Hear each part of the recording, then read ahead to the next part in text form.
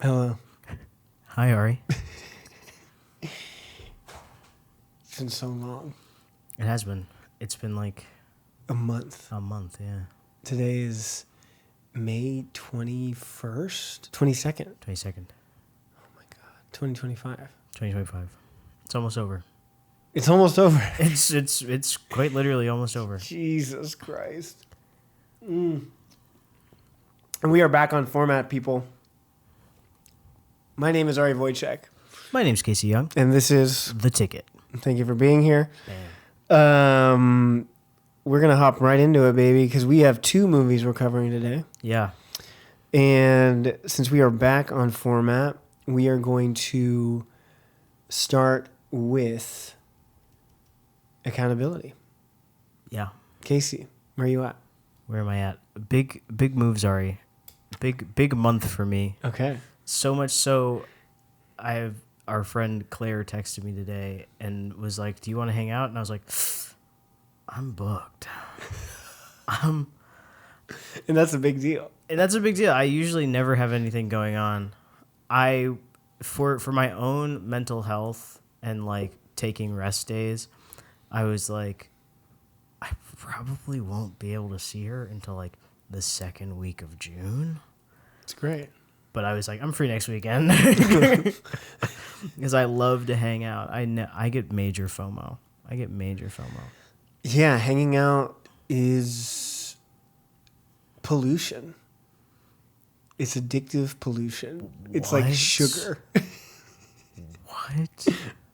That's a really extreme Only idea. only I'm really you just would say kidding. something I'm like really that. Just kidding. Hanging out is addictive pollution. Yeah. It's like candy. I feel Heroin. like hanging out is a life force. I feel like hanging out is like water.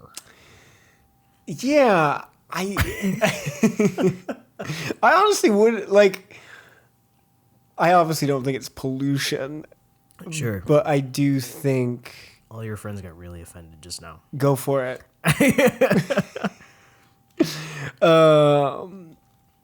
I think being really willy-nilly with my calendar tends to leave me feeling bad Oh, yeah. and spent. Bad and spent. Yeah. Wow. And I think when I prioritize like myself, Uh-huh.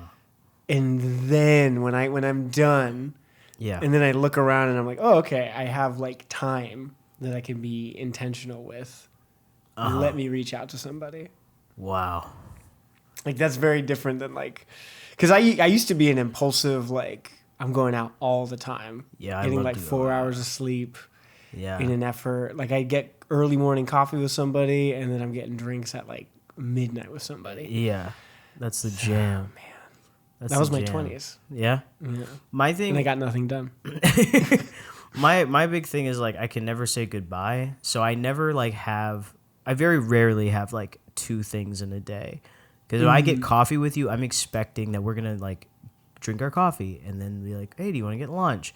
And then we get lunch and we walk around. Maybe we go see a movie or something. Then we go get drinks or dinner or something. Like usually, It's a whole day. It's a whole day. Usually when I hang out with people, it's like hours upon hours. That is so funny. I feel like I'm getting to a point where I will start to say goodbye, and people will be like, "It's only been an hour." You're like, I'm spent. And in my head, I I'm feel like, "That's bad. enough." Yeah, I'm like, "Yeah, an hour. You're welcome." An hour is just like the setup for the hang. The hour is like catching up, getting your coffee, drinking your like. I don't even get into like my week before the hour's up, You want to catch up and and like make some new experience memories. new memories. Yes. Yeah. Yeah. That's Catching up is almost meaningless to me. I was on a 5-hour call. Not like actually meaningless, but like catching up is like that's it. Sometimes. That's what happened to me. I'll see you later. That's crazy. Maybe it's because I usually have nothing going on. Like I never have a story. It's never a story. Yeah. Yeah, I don't know. I think I've been in like this chapter where I'm very, very cagey about weeknights. Yeah. I'm starting to limit my weeknights. Yeah. I'm just I too can't tired. be, I can't be hanging out any day, every day. Yeah. Like there's like 2 or 3 days a week, maybe. Yeah. But, because, I just don't get stuff done. And then I don't Yeah. sleep, and then it snowballs into... I don't sleep. I don't get stuff done. I just go out every night. Yes, yeah, that used to be me. It was crazy. It was fun, but... It's a lot of fun. Yeah. Yeah, I don't know. That's still pretty much me. I'm trying to, lock down, You're trying to do more. No, I'm trying to do, things that I want to do, that require work. And not hanging out. Yeah. See, there's the rub. There is the rub indeed. I wish I was a billionaire so I didn't have to worry about how many hours I have in my day. I hate that, I give 8 hours of my day to my job every single day. I would love to use that in a different way. That is rough. It is rough. It's rough. It's really fucking rough. But you're booked. I'm booked and busy. These aren't just hangouts. No. Okay. I'm booked with hangouts, but also I'm booked.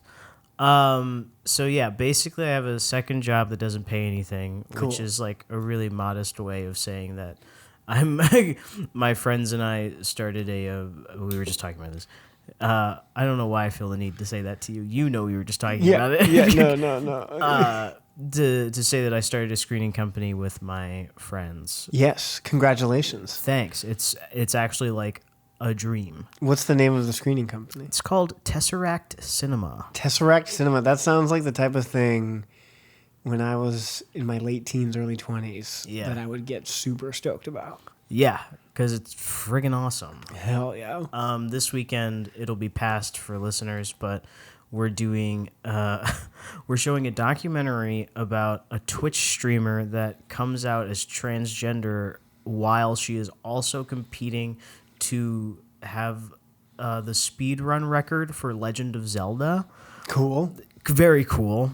So she'll be there as well as the director for a Q&A, which is just crazy. Oh, wait, that's incredible. Yeah, it's so wild. wild. Time is it at? What time is it at? 4. On Saturday. At the Eastwood. Wow, that was really loud. Fuck, I want to go. Hey.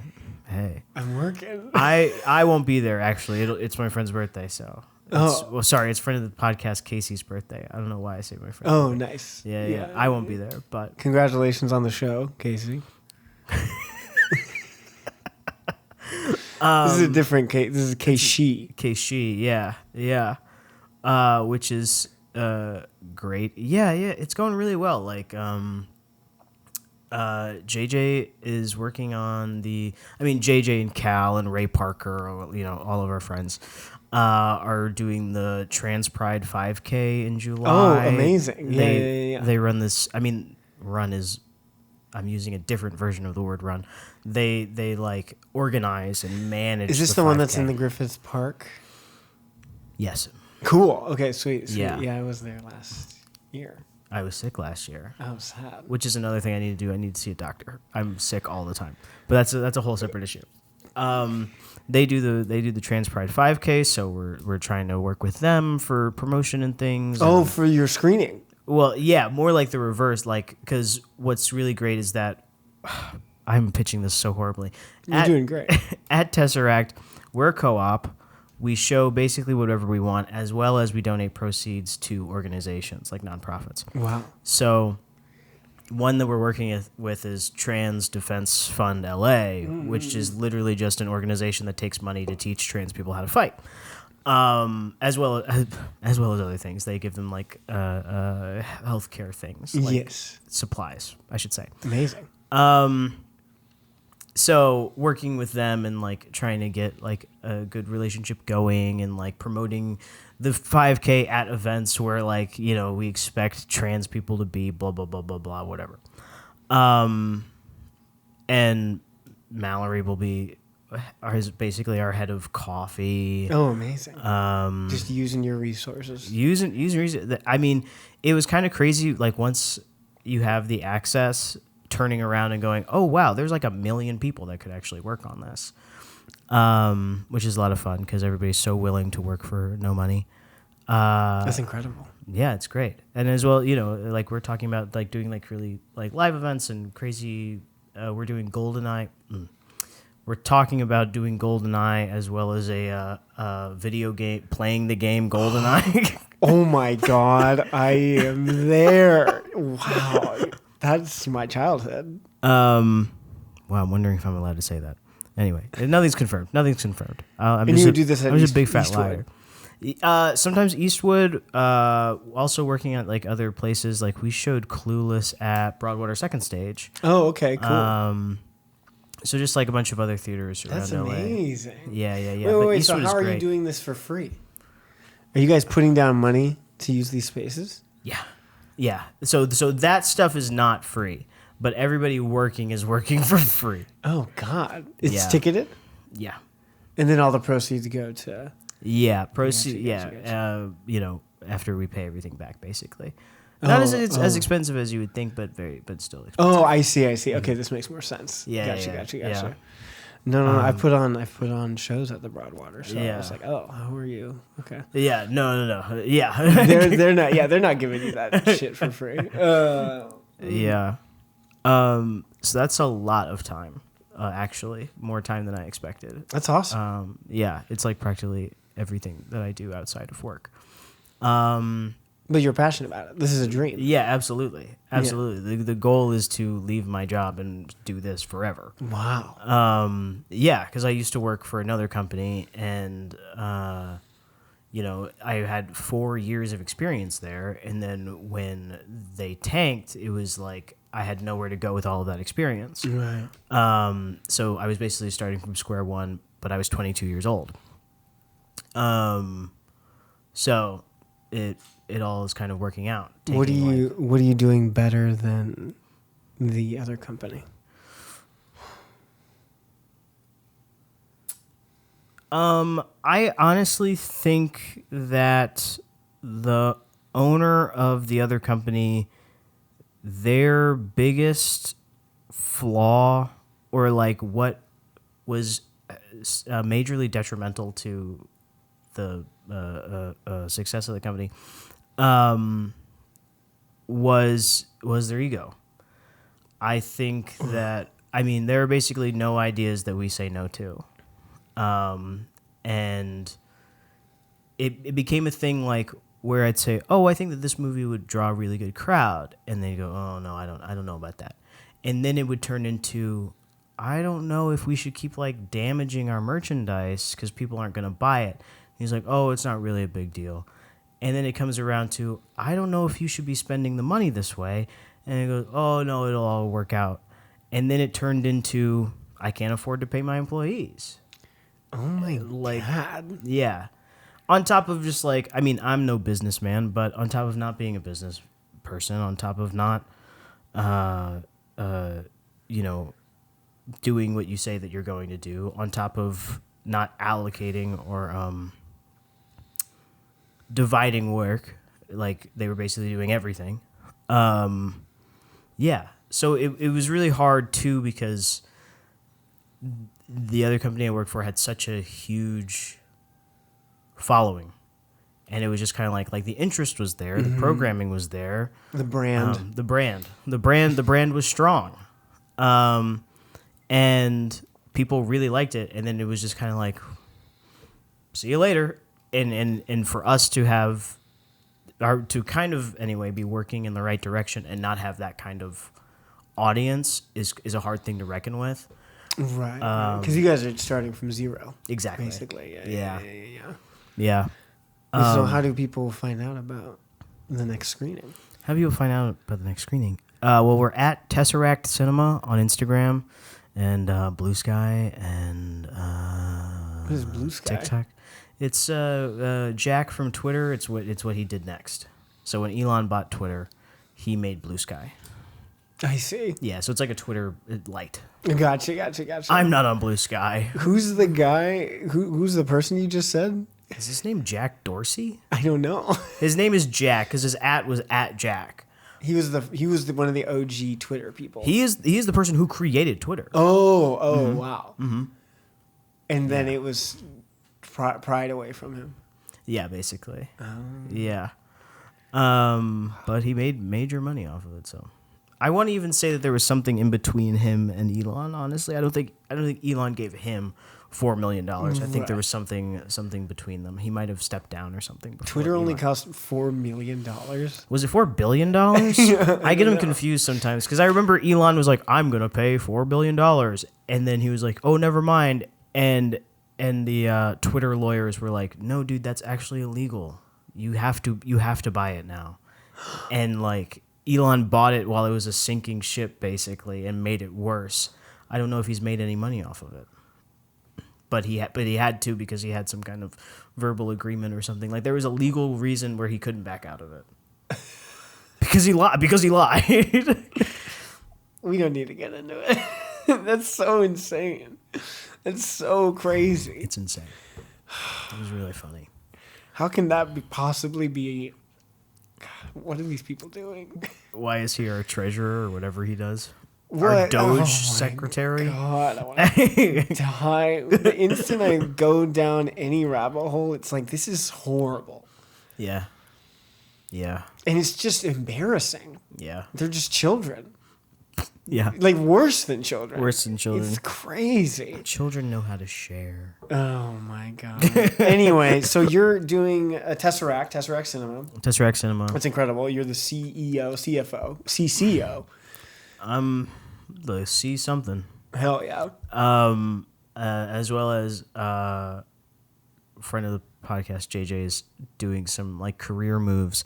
So we're working on a short film together. Oh, amazing. Which is great. I would definitely say like it's his idea for sure. But you're writing and he's making me write it. Cool.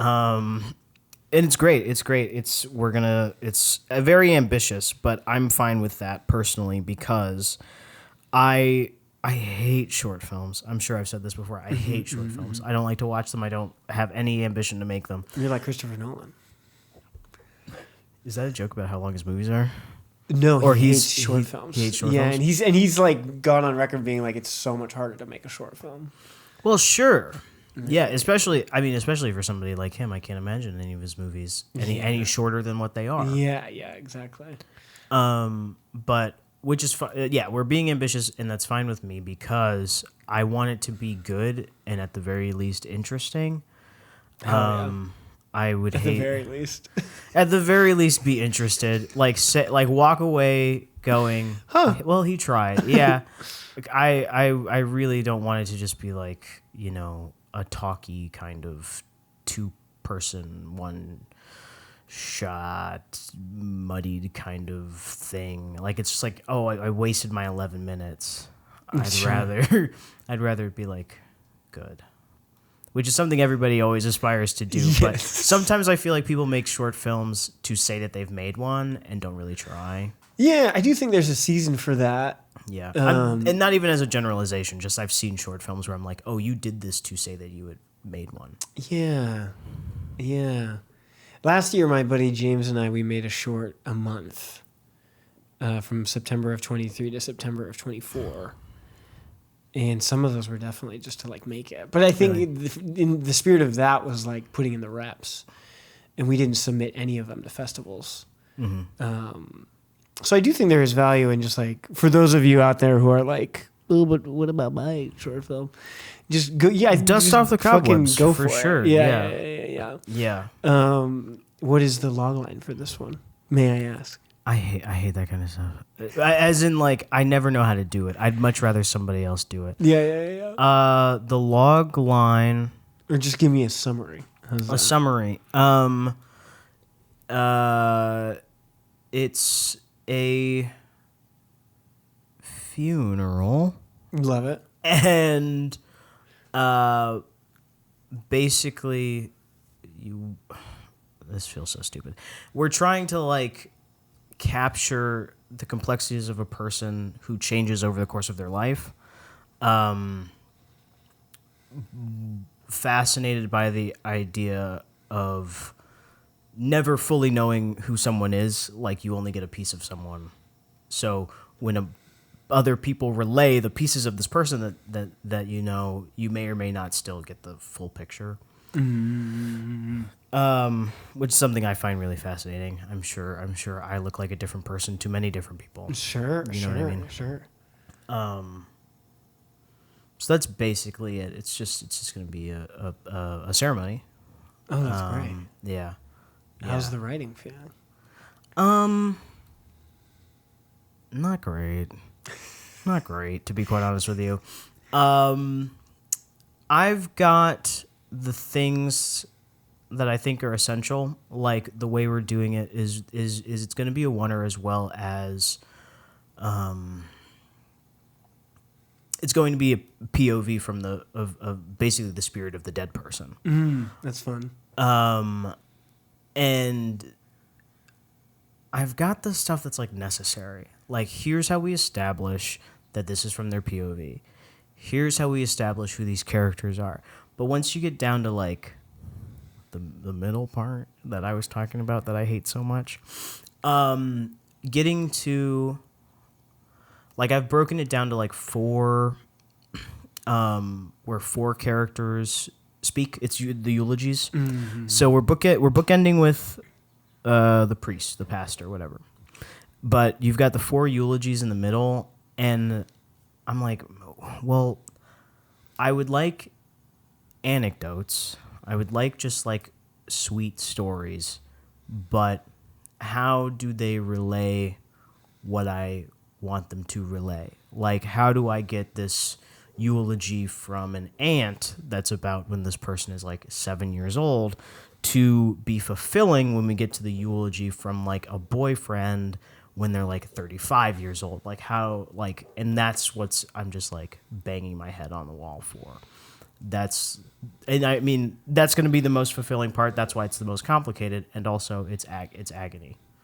It's actual agony. Like the anecdote from the boyfriend is almost in response to the aunt.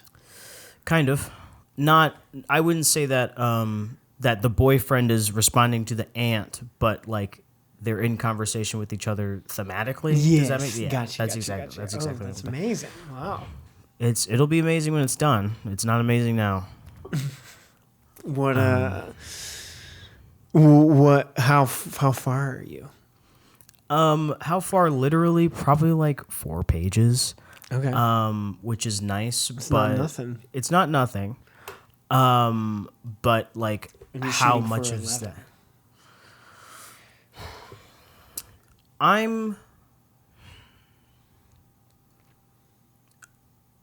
would like it to be 10 minutes. Okay. But Great. That doesn't seem very feasible. It needs to be longer or shorter? It may need to be longer. Yeah. But at a certain point, it's like, just make this a feature. You're being tedious. So I'm shooting for 10, and then but that's making me nervous about pacing, which is something that I'm not like amazing at.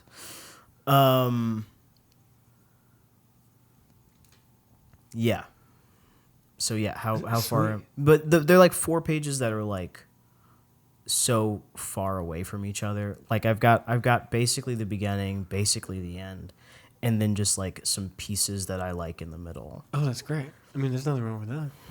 It's fine. Yeah. What? It's not my favorite thing in the world. What? How often are you working on it? Not that often, and that's exactly what I'm talking about. Like with my weekdays and things. Gotcha. Yeah. I'm working on it when I'm at home and like I'm not completely exhausted. Yeah. Which is just like, I just need to free myself up. What's your? I know when we established this format, we're not talking about the future, what we're going to do. Right. I do think talking about deadlines is a bit different because the deadline you have right now. Yeah. Do you have a deadline? My self-imposed deadline is at the very latest. JJ and I are taking we're taking a buddy vacation in July. Hell yeah. At the very latest July, just because his hard deadline for like what he wants, like I'm just basically like a step on his little road. Mm-hmm. Where his deadline is like the end of the year. So Okay. Oh, yeah. So, I mean, we're thinking like two, with it being a oneer, and we're basically just like, let's just do like 2 or 3 takes and see what we like. he's going to shoot it He's in gonna shoot the it. end of the year. No, his deadline is to have it shot and like done by the end of the year, as well as like other things he wants to do. I thought you meant like the script written by the end of the year. No. The script needs to be written as soon as possible. Oh. And my deadline, where it's like you need to have this done, is like the second week in July. Okay. Which is, You got it. I don't know. No, this is good. I love it. This is like my favorite thing. I hate deadlines. It's great. I can usually meet them, but they're like demoralizing to me. I think they're, yeah. If anything, I really believe, for me anyway, I really believe in like just like a vomit draft. Like just like really get the shit out. And I think deadlines really help with that. Where it's just like, I have till tomorrow, and just like fart it out. I may just have to do that. That's my problem. But the thing that sucks is like, usually I'll set myself up that I'm not sharing a vomit draft. Yeah. A vomit draft. A vomit draft. Vomit draft.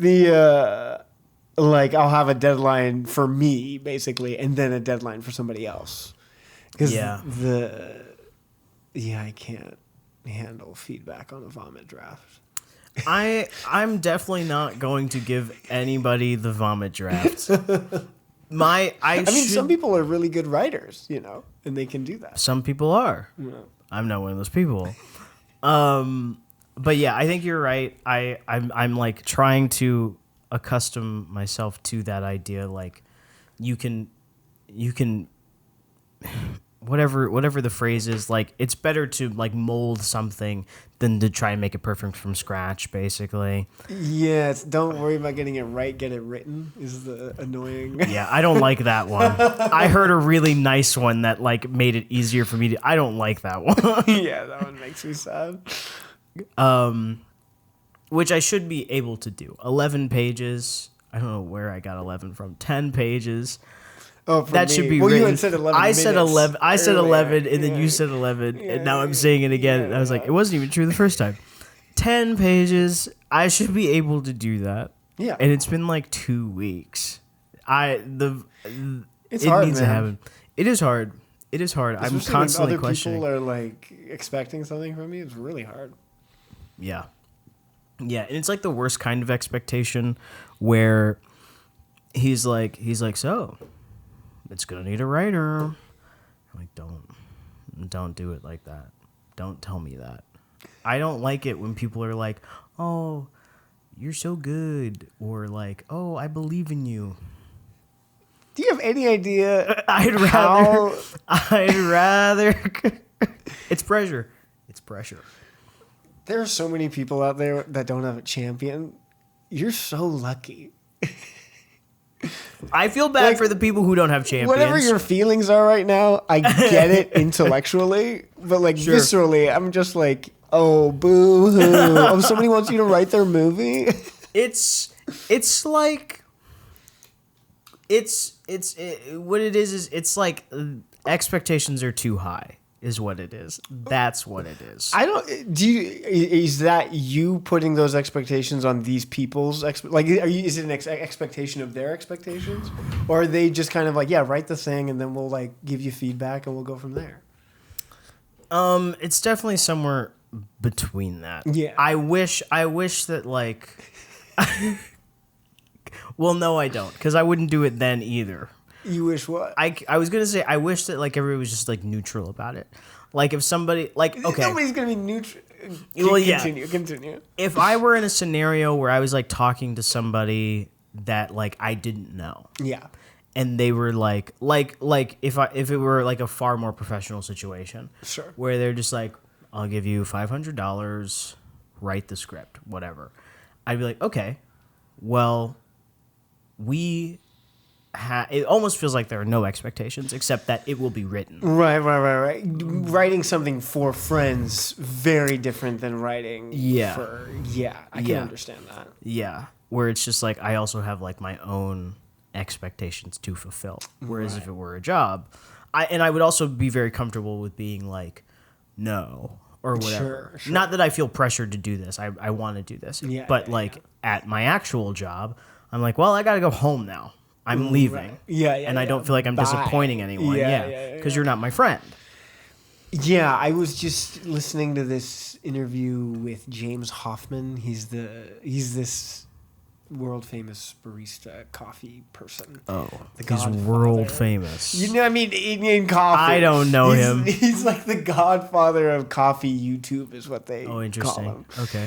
And I'm a fan. I think he's great. I think he's very educational. I also think he's very like budget conscious, which I think is a thing you don't see in like coffee can be such a luxury. You know? Yeah.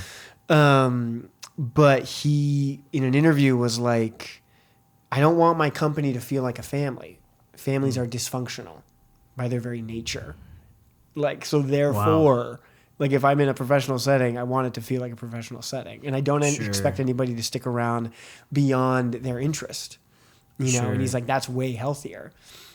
And I think the tricky thing with art is that a lot of the times you get your start with friends and then juggling the friendship and the professionalism. It's hard. Yeah. It is hard.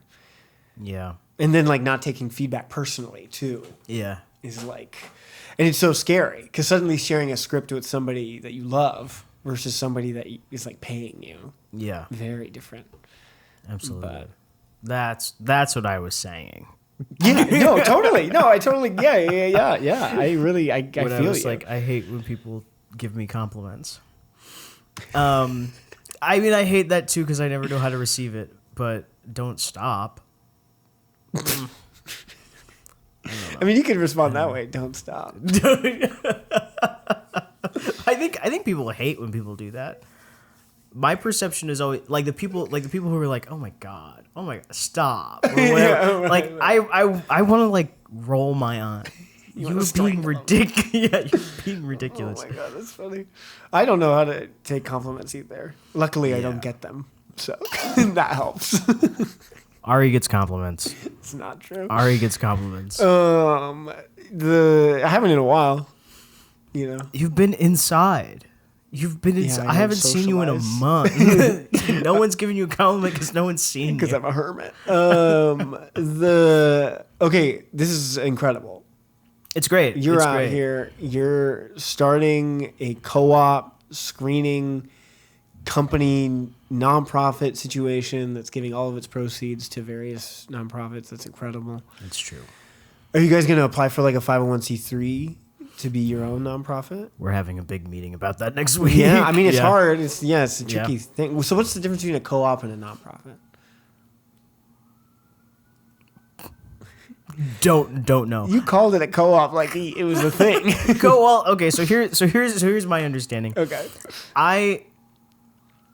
I've always viewed them as the same thing, but a co-op at the very least is there's no hierarchy. Okay. So basically, the three of us right now, if we were making money, we'd all be making the same. I see. And we're kind of all taking the same amount of responsibility. Gotcha. And then like the more people we bring on, everyone will have like a shared piece of the pie, right? Gotcha. Whereas a nonprofit, I feel like within a nonprofit, the only thing that makes you so is that once you've finished paying everybody, that money goes somewhere else.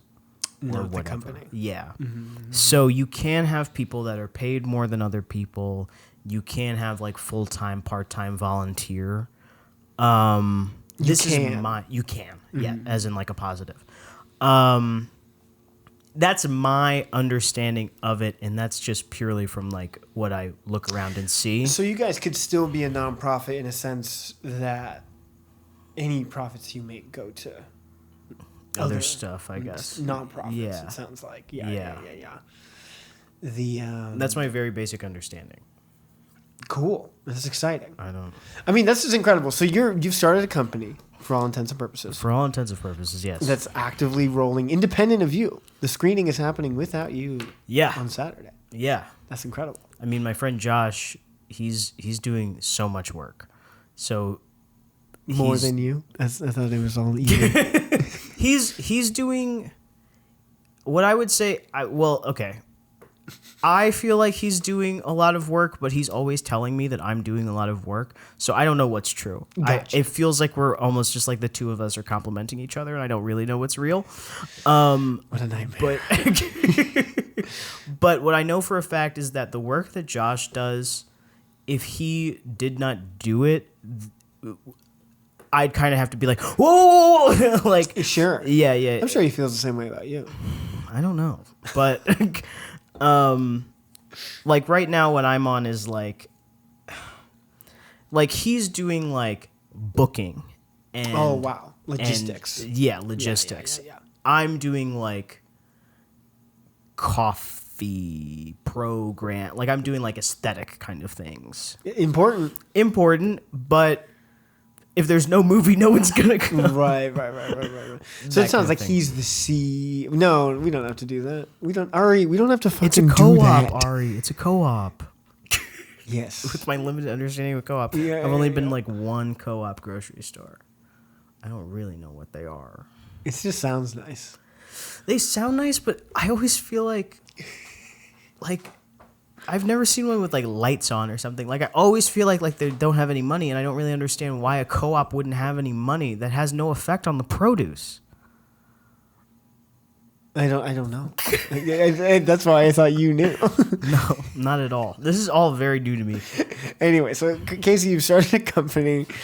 You're also working a full-time job, and you are writing a script that has money, a producer, all this stuff behind it. It has a producer and cinematographer for sure. Amazing. I don't think we have any money.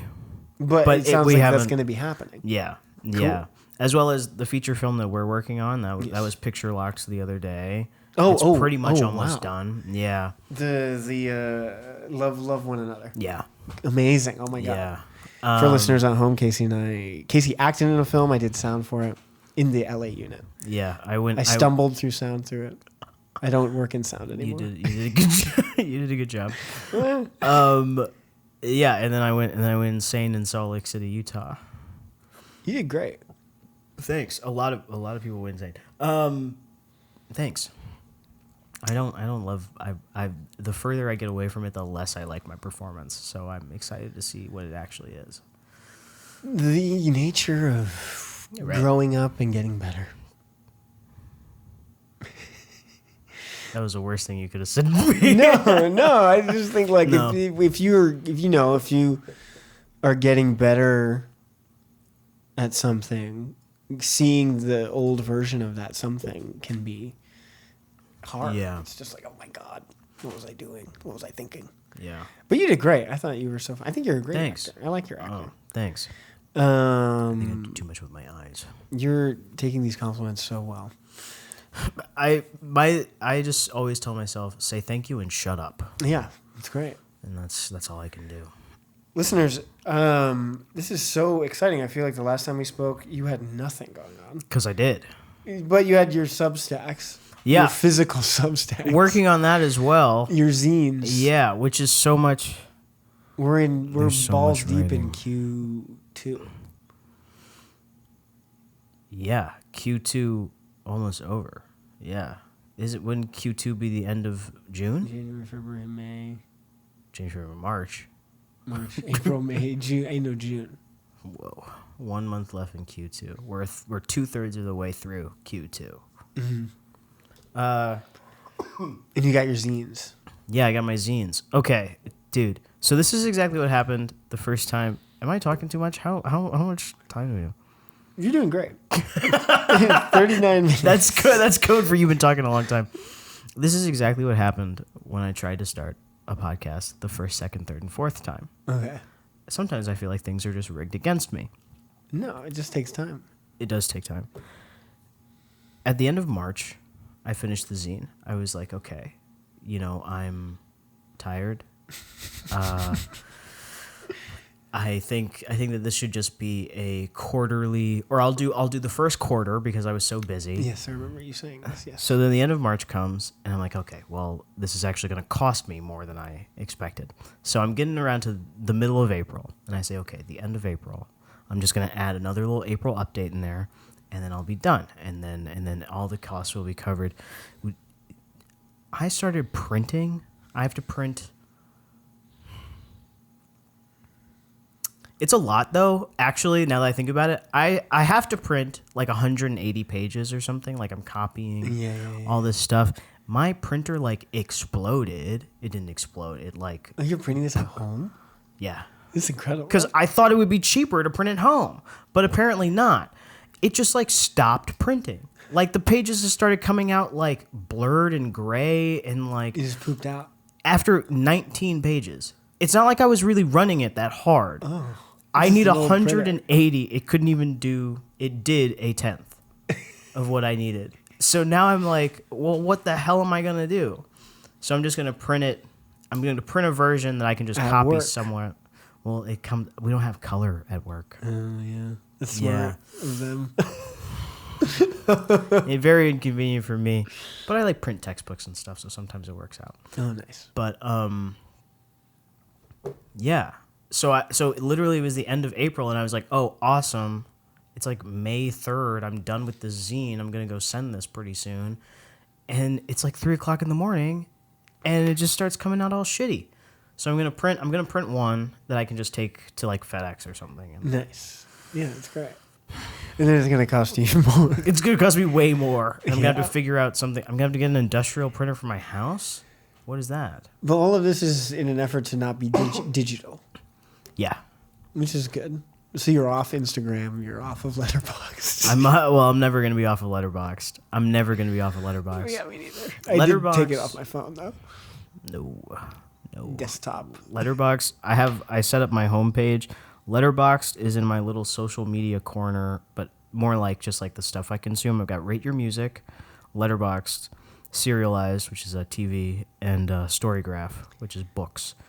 So not... What was the other one? Goodreads. Yeah, I heard that Storygraph was like better or something, so I got it a long time ago. I forgot why. Sweet. Anyway, the zines are good. The writing part is done. Well, the Substack one needs some work, but it's going pretty good. Sweet. I'm busy. I'm so tired. I'm barely sleeping. No. I mean, that's not good. But you'll figure it out. You know, you're in your 20s. You got time. One day. What's up with you, Ari? I'm going to stop talking now. No. You're doing great. I was in London. It was amazing. Hi, Allie Ray. I miss you. It was lovely. It was incredible. I saw this show. I'm going to start with this. I saw this show called Manhunt, written and directed by Robert Icke, who directed the Andrew Scott Hamlet. That everybody was really wet for. And he also just did an Oedipus with Mark Strong and Leslie Manville. Wow. Yep. She played the mom. Hot. Yeah, Mark Strong and Leslie Manville. Hot. Anyway, Robert Icke, cool guy. And I think this play might be the most fully realized piece of art I've ever seen. I was crying during the show. Jesus Christ. And then on the walk home, I was crying so hard we had to like stop in the middle of this like park. Yeah. It fucked me up so much. What's it about? It's about... The thing that's crazy is I should have the fucking website pulled up because I don't have any of it off the top of my head. But it's about a man, Raoul Moon, I think is his name, Raoul Moon. Fact check me, people. Manhunt by Robert Icke. Look it up. But he, in 2010, lost custody of his daughter in the wake of some charges placed against him by the local police in a small town in England. Mm-hmm. Is this a true story? Based on a true story. Wow. And according to Raoul, the man, he was innocent. He was like, this is bullshit. The cops are always like trying to get me in trouble. This is bullshit. Blah, blah, blah. Loses custody of his kids, goes to jail. And while he's in jail, his baby mama starts seeing somebody. Oh. And he goes on a killing spree and starts killing cops. I don't want to give away any spoilers. The show's incredible. And hopefully it comes to, hopefully it comes to Broadway or America somewhere. I don't know. The thing that's so funny is it has very mixed reviews. And I really think I was just really lucky. I think a good play, a good piece of art, it can be a film, it can be a book, whatever. I think it meets you halfway. This play met me 80%. Like I barely had to reach out for it to touch me. And I think that's just lucky. I think it's just like where I'm at in my life. Sure. How I grew up, blah, blah, blah, blah. And it touches a lot on like masculinity, especially like masculinity in like the aughts and suicide and workout culture to some degree. And it's so funny because that main character, I couldn't be farther from this person. Mm-hmm. Like I don't give a shit about sports. I don't know anything about fucking gun. Like, you know, just like man. This guy's like a man's man, right? Mm-hmm. And yeah, I like am not that guy, but I still saw so much of myself in him. And there are moments where he's lamenting the fact he's like, I'm not 21 anymore. I can't start over. And he was like that sort of thing that like really got me. Mm-hmm. And then on top of that, just the production was just so kinetic and no hard lines, so to speak. So Calvin and Hobbes, have you read Calvin and Hobbes, the comic? Familiar. It is so Boy and the Tiger. Yeah, Boy and his Tiger. Old comic from like went from 1985 to 1995. And when he got his start, Bill Watterson, Sunday comics were very, very regimented. It was like 9 panels, 9 blocks basically, so that they could fit a maximum amount of comics in the Sunday pages. And once Bill Watterson reached a certain level of fame and notoriety, he was like, "Fuck that! I'm not doing that anymore. I need a half page, and if you aren't okay with that, then take a hike. Like I don't need your money." And the later Calvin and Hobbes Sunday strips completely forgo the 9 panels. And they're just these beautiful, like, swaths of art. And it's so incredible because there aren't any hard lines. There's no, like, arrows pointing you in a direction, but there's still a narrative crafted. Mm-hmm. And sometimes there's no dialogue even. It's just, like, visual. Mm-hmm. And the play Manhunt didn't have traditional like set changes and like scene transitions. It was so elegantly and abstractly weaved together, and I was never lost. I knew where we were in the story. I knew what the relationships were right away, and it was just so captivating. It sucked me right in, and like the raw physicality of the performances too. When I walked out, I really felt, I was like, I don't know if I know any actors in LA who could do that, like what I just saw.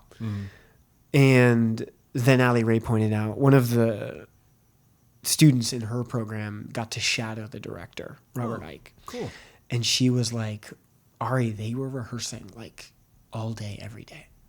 Like the actors were getting paid to do their own private rehearsals outside of the rehearsal time that they were already getting paid for. Like it was that kind of production. Yeah. And it just was this moment of like, oh shit, like this is what is possible when you like commit to something. And then on top of that, I'm heaping so much praise onto this and like sharing the experience I had. And again, it's very mixed reviews. Some people are like, this is overblown. This is kind of bullshit. Some people are really into it. And it just felt so much for me and so specific. And I don't know, it just really inspired me. I was like, I want to make something that only meets a handful of people 80% of the way, as opposed to something that meets everybody 40 or 50%, you know? Absolutely. And So yeah, that was kind of the attitude I went into this fourth draft of the script I'm working on. So the last podcast we talked about how I don't really outline. I hate outlining. I hate it. First 2 drafts, no outlines, just like blaze through it. And then I did like a weird like outline scriptment where it was like I would do summaries of scenes and then have dialogue and then summaries. And so it looks like more like a script than an outline. Sure. But still like more of a structural thing. Mm-hmm. And I was still having difficulty wrapping my head around the story structurally. I had an idea of who the characters were and like and I could do the elevator pitch. I could do the log line. Like this is what the movie's about. Brag. I mean, it took me a while, you know, but it still felt so like lanky and sloppy and uncoordinated. So I did and then after that third draft, I noticed I was like, oh, structurally it kind of resembles Psycho. Mm. So why don't I do a scene by scene breakdown of Psycho and write an outline of my story that's right next to it, just to see how it feels. Basically copying Psycho. And that was really helpful. And then during my trip to London, I did the cliche fucking thing of writing every scene on a note. Oh, right. Like a little sticky note. Mm-hmm. And I did that in like a little booklet that I could just keep in my pocket. And then when I got back home to the States, I put it on actual sticky notes, and you can see it right there, Casey, right there on my whiteboard. Oh, yeah, I sure can, everybody. And it came out to 5 acts. 5 acts with an epilogue. Yeah. He wrote a little "the end" at the end. Yes. Yeah. But this is like the most like thoroughly I've worked on a script ever. Mm-hmm. And yeah, it's exciting. Mm. I've said before on the podcast, I have a bunch of like second and third drafts that are like just fine, like mostly bad. And I don't mean that in like a self-disparaging way. I genuinely mean that in like these just need work. If one of my friends showed me one of these scripts, it'd be like, hey, you need to just figure this shit out. Mm-hmm. And yeah, that's where I'm at. Yeah, I'm writing the fourth draft based on these stickies and these outlines, and it's still changing. I'm not locking myself into the outline, which I think is a good thing. I think that's where I hate outlining, where it's like a regimented thing, but right now it feels like more just like a guide. And I think that's where an outline is helpful, when it gives you a bird's eye view. Yeah. And then suddenly the specifics within it can change based on like what interests me basically and what I'm curious about. Yeah. And yeah, that's where I'm at. Hell yeah, man. Yeah. I auditioned for Pasadena Playhouse. Yeah, how did that go? It was fun. Wait, is that in addition to Geffen? That was right before London. Oh, right. And then last week I auditioned for the Geffen. They had their big open call. Gotcha. And that was great. Hell yeah. I made Phyllis laugh, which is exciting. She's like the casting director. So yeah, we'll see. Hell yeah, man. That sounds great. Yeah, and then I like in terms of acting, I was listening to this interview with a guy named Alec Baldwin, I think. It sounds like a name that you would make up, like Alec Baldwin, like Alec Baldwin. No. It sounds more like. Let me look this up really quick. Fuck. He's like considered one of the top athletes right now. Alec Blennis is his name. Alec Blennis. And he is a hybrid athlete. So he can run a 90-mile marathon, 90, and split squat like 400 pounds. So he's a power lifter and a long distance runner, which is just, for a long time, people were like, that's impossible. You're like one or the other. Sure. And in an interview, he was like, the reality is it just takes a really long time. For people who are just focused on powerlifting, they can get, like, people that are really serious and have natural talent, they can like get there within a couple years. People who are really serious and have a natural talent for long distance running, they can get there in a couple years.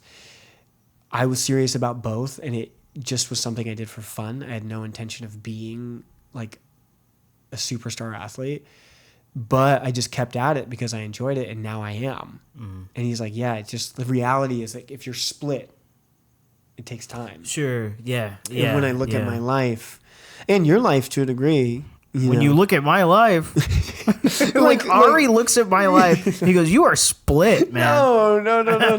But like, the podcast, the writing, the screen, we're, there's like, we have multiple passions, and they inform each other. Yeah. Absolutely. It's not like they're completely off piece necessarily. Yeah. It's not like I'm trying to be the world's greatest tile craftsman and a filmmaker, Right. Yeah. I see what you're saying. It's like it all is informing itself. Yes. And so I think that's been like, when I look at acting, it's like I'm making the moves I'm making. It's slow, but I think in terms of like doing it in tandem with filmmaking, it's like I'm like more at peace with that. It's like I'm just gonna keep doing this. Like I'm not about to stop. Yeah. And sorry, I'm just talking out of my ass right now. No. That's what's going on with you. That's what you're thinking. That's what's going on with me. It's what's in my head. Yeah. Alec Blennis. Look him up, people. He's out here. He can do a lot of things. Yeah, that's where I'm at. Deadline, because I was just harping on you about deadlines. Yeah. What's your deadline to be a long distance runner? No. So I want to. So I'm doing this. This is so annoying. Uh-oh. I don't think people should do this, but I think I'm the kind of person that just needs to do this. You wrote a really disgusting letter to your aunt, and you gave it to your friend, and you said, if I don't give you my script by February 27th, you have to mail this to my aunt. No. I hate when people do that. Anyway. That's incredible. Write that script. That's funny. That's like a funny scene. Sure. Yeah.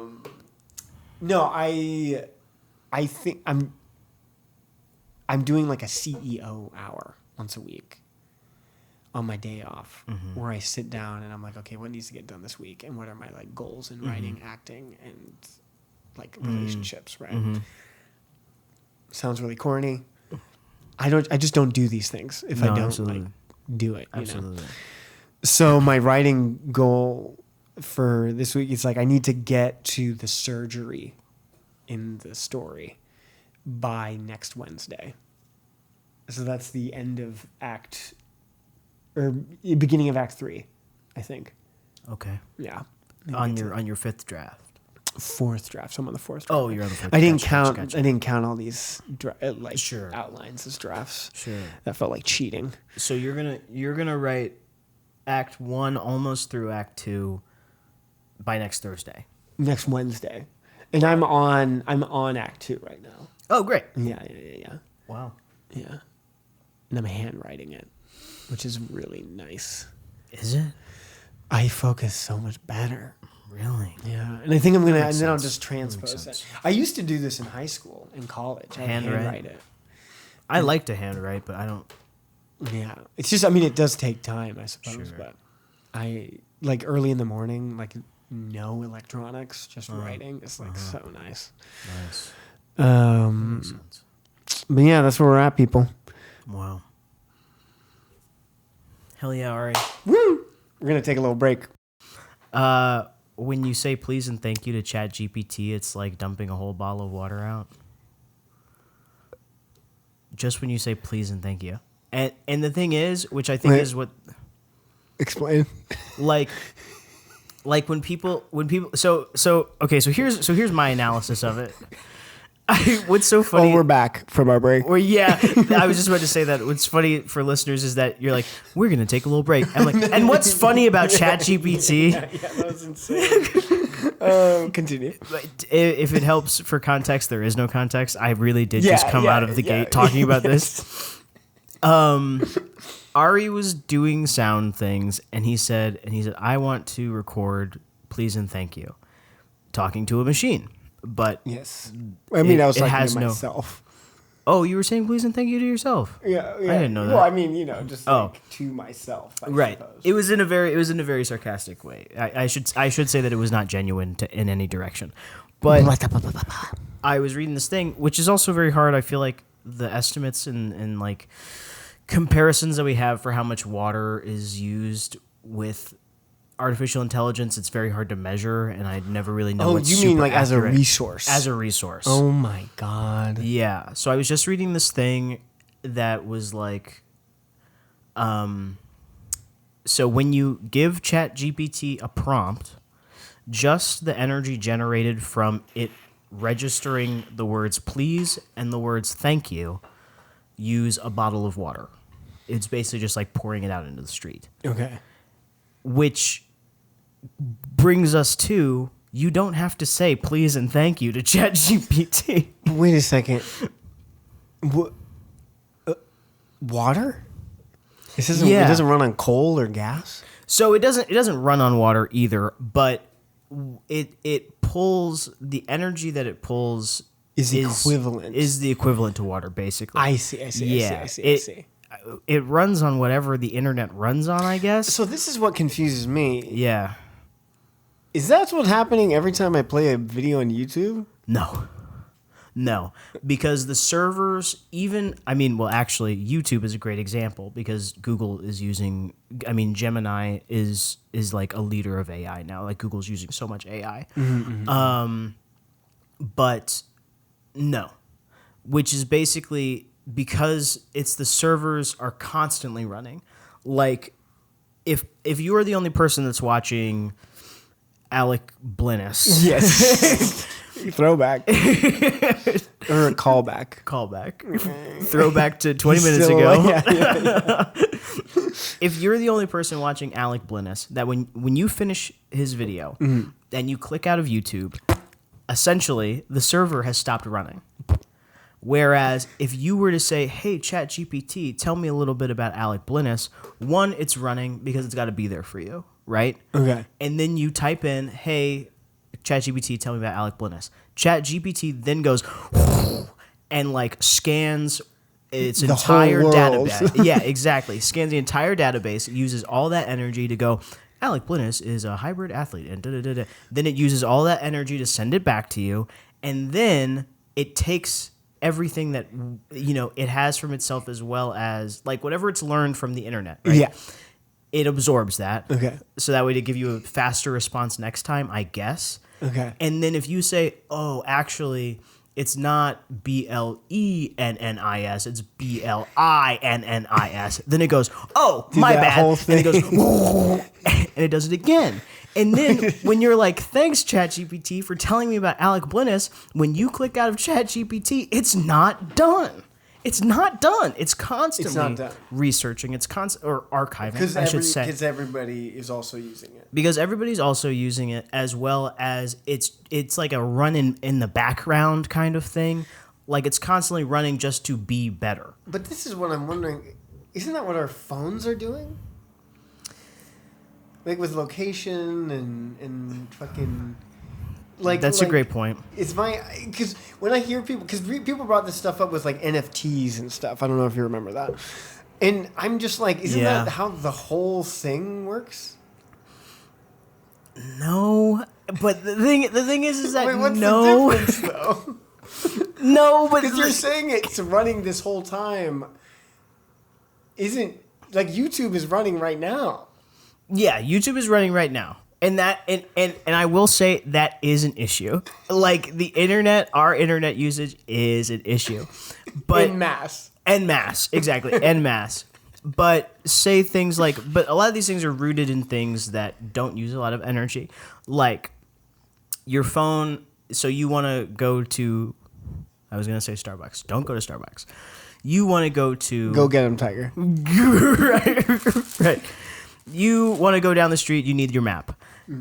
It uses Wi-Fi, which doesn't use that much energy. Uses a GPS, which is as old as time. Not as old as time. 30 years, 40 years, however old GPS is. Like, it uses not natural things. I'm explaining this so poorly because I'm not a tech guy. First and foremost. But it's using your Wi-Fi, it's using Bluetooth, it's using GPS, it's using all these things to narrow in on your location that doesn't burn as much energy as like what one would call a self-learning system. Same thing with a phone. Your phone, right? The phone call aspect of it still uses not wires and things like that, but it uses energy just in a way that's like that's why we still have power lines. I said not wires literally, but it's not like a telegraph wire, right? But that's why we still have satellites and towers, because it still uses radio and the other special stuff that they use in phones. It's not just like a hot server in a warehouse that makes Ari's calls and sends Ari YouTube videos and needs Ari's location. But there should be. just a warehouse in the middle of nowhere just for everything on Ari's phone. We saved $4 billion when he deleted Letterboxd. Yeah. You're welcome. You're welcome. And the thing is that I don't even know if that makes sense, because I can not even say that I 100% understand it. Yeah, I don't know, because then what about like cookies? Like, aren't websites just learning? Wasn't that shit already there? I don't even know what cookies are. I know what you're saying when you say cookies, but I don't know what they are. I think it's just like the energy being burned by basically keeping it on all night. Like how your electric bill goes up if you leave your computer on all night. And my AC.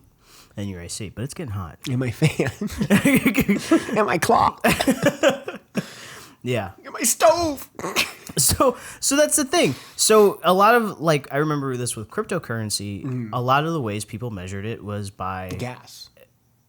What do you mean?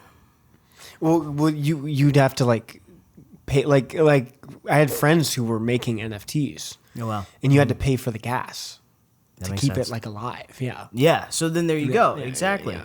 A lot of the ways that people were measuring it was by the average household. So you say like, I remember that's when I found out what a megawatt was. Like 75 megawatts is like 1 million houses in America. And then what I would read would be keeping up the monkey NFT is like 4 billion megawatts. And I'm like, I can't even, these are numbers that I cannot even comprehend. That's crazy. I'm exaggerating. These are not hard numbers, but that's the idea. A major, yeah. Like, yeah. So like ChatGPT is 100 watts, and my latest tweet, I don't tweet, right, is like 0.5. Yeah, like, yeah. It's insane. But and then when I say, "Hey, how are you?" to ChatGPT, yeah, it burns more. I'm burning a tree. Yes. Jeez. And that's the thing about it that's so crazy. Like, it's bad for the environment. But also, and I mean, this is a huge thing that people are already saying. I'm not saying anything new, but also people are using it for grocery lists. And have you seen all these people that are grocery lists? I don't even understand. What? I don't understand how you make a grocery list with ChatGPT. I really don't. But people are using it for grocery lists. Why? I think really what people are doing is they're putting in recipes and they're going, "Can you make me a grocery list for like 4 people?" Oh, can you look at this PDF and then? Yeah. I think that's more what it is. That's a nice little. Just read the recipe. The recipe already does that for you. Yeah, but it's too much work. That's exactly. I mean, that's why we have. Yeah, that's why we have AI. Casey. But have you seen all the people that are using it as a friend? That's what? No. People are talking to it, and I'm genuinely not trying to say this in a like this is such a pathetic way. I mean, like, it's so unbelievably sad that there are people burning the Amazon basically because they don't have any friends. And they're talking to ChatGPT. That's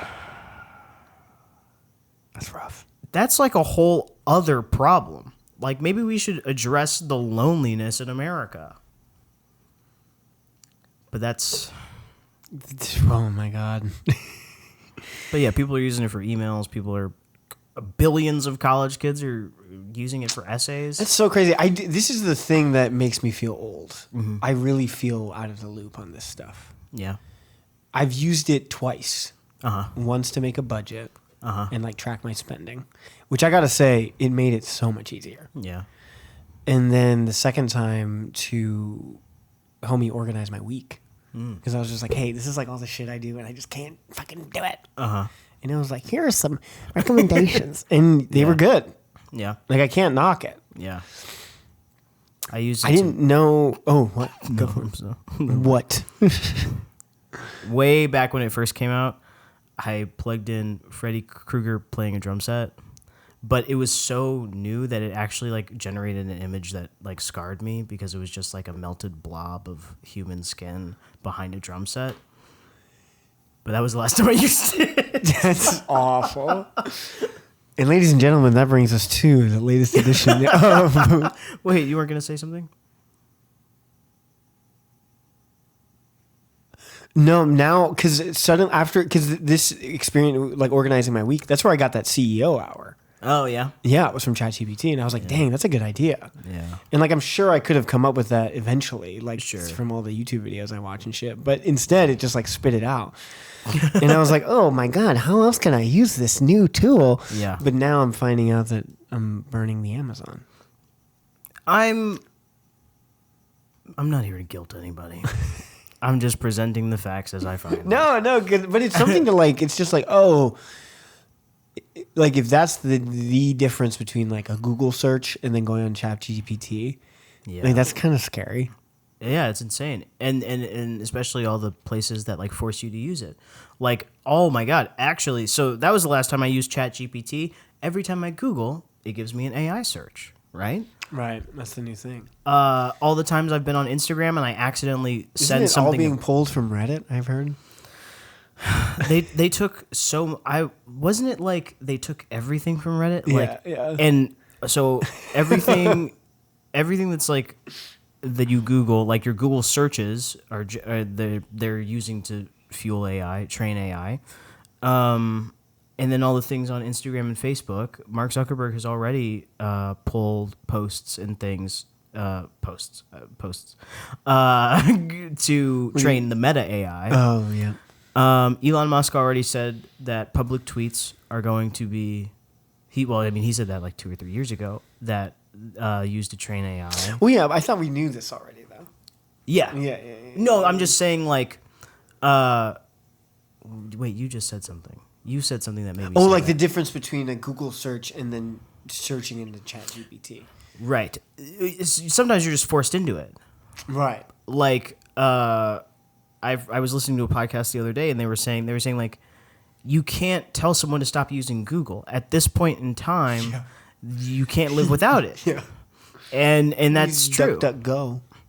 Yeah, DuckDuckGo has AI now, but you can turn it off. Really? Oh, okay. Yeah, I saw people are doing minus AI for Google now, and then they said it turns it off. I haven't done it yet, but it's crazy. I should use DuckDuckGo more.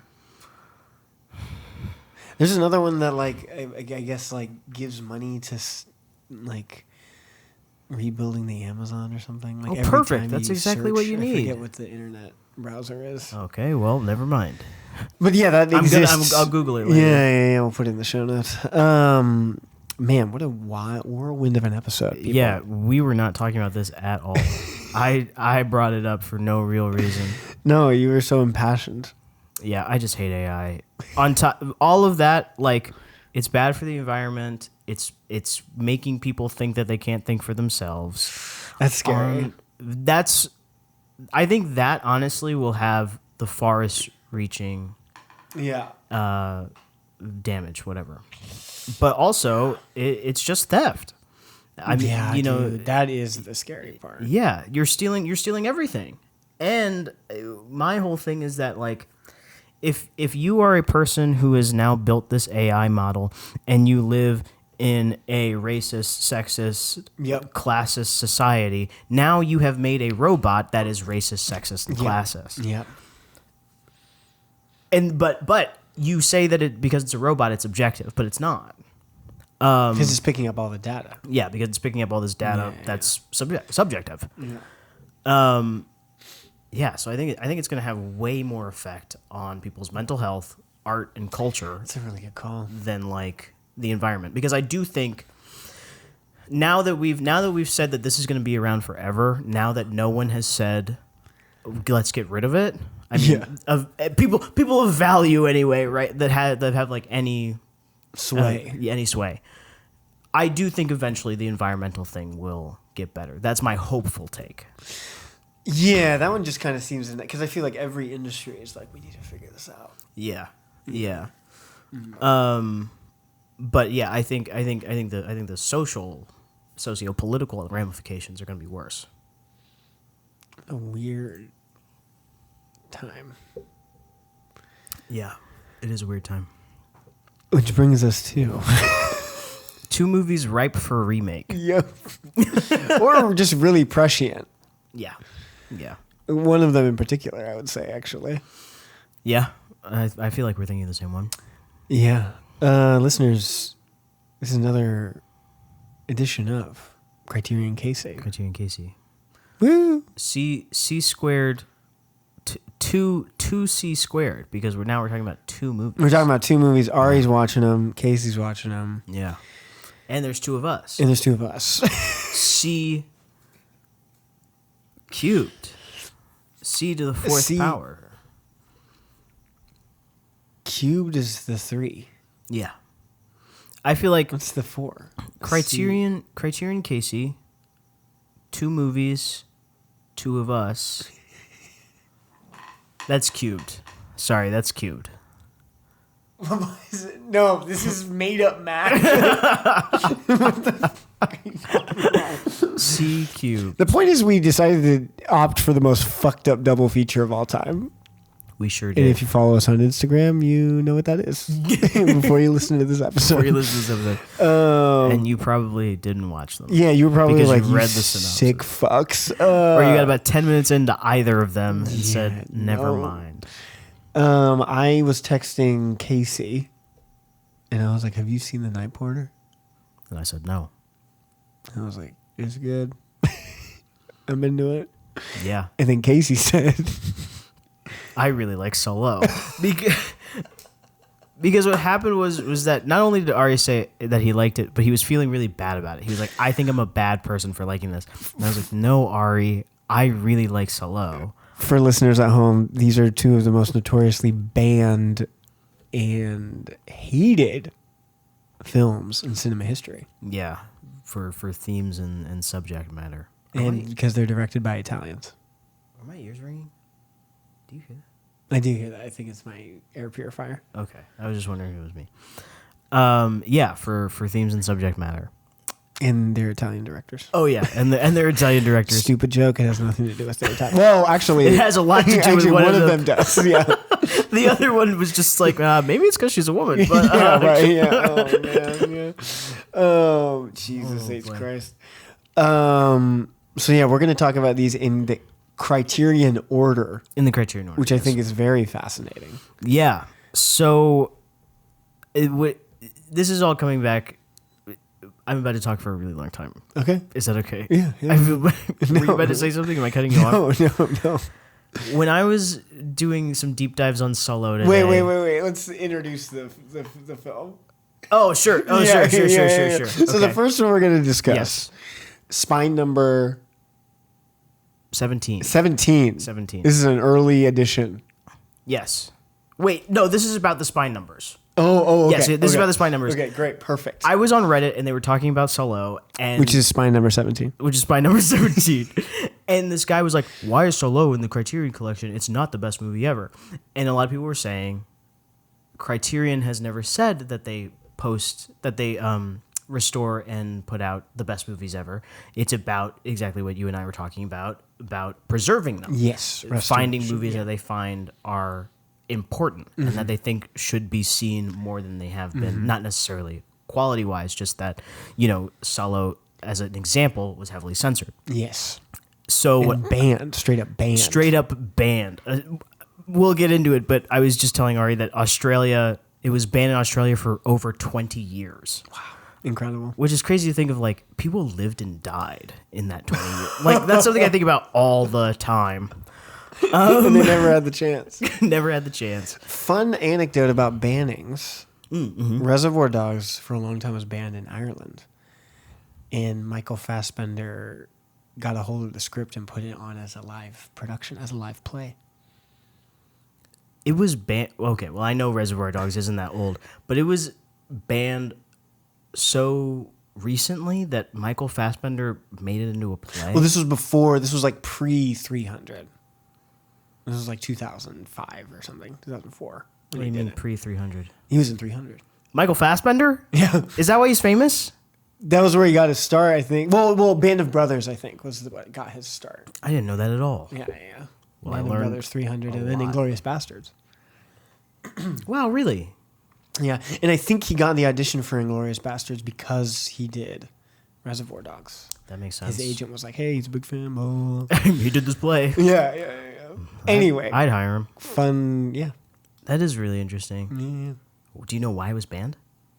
I think just the violence, I guess. I don't know. That's fair. Maybe the ear. The ear part is fucked. It twists my stomach. I don't like it. The ear part is not amazing. Yeah. Okay. After watching SALO, I'm like, how could you get mad about the ear part? But looking back, it is bad. It is bad. Anyway, so spy number 17. Right, SALO, that's 1975. Yeah. That's what I find so interesting about it being In the Criterion. In the Criterion and so early. Like, what did I say? One is... Now I'm losing track of everything. The early... Grand Illusion. Yeah, one is Grand Illusion. Two, isn't that Rules of the Game?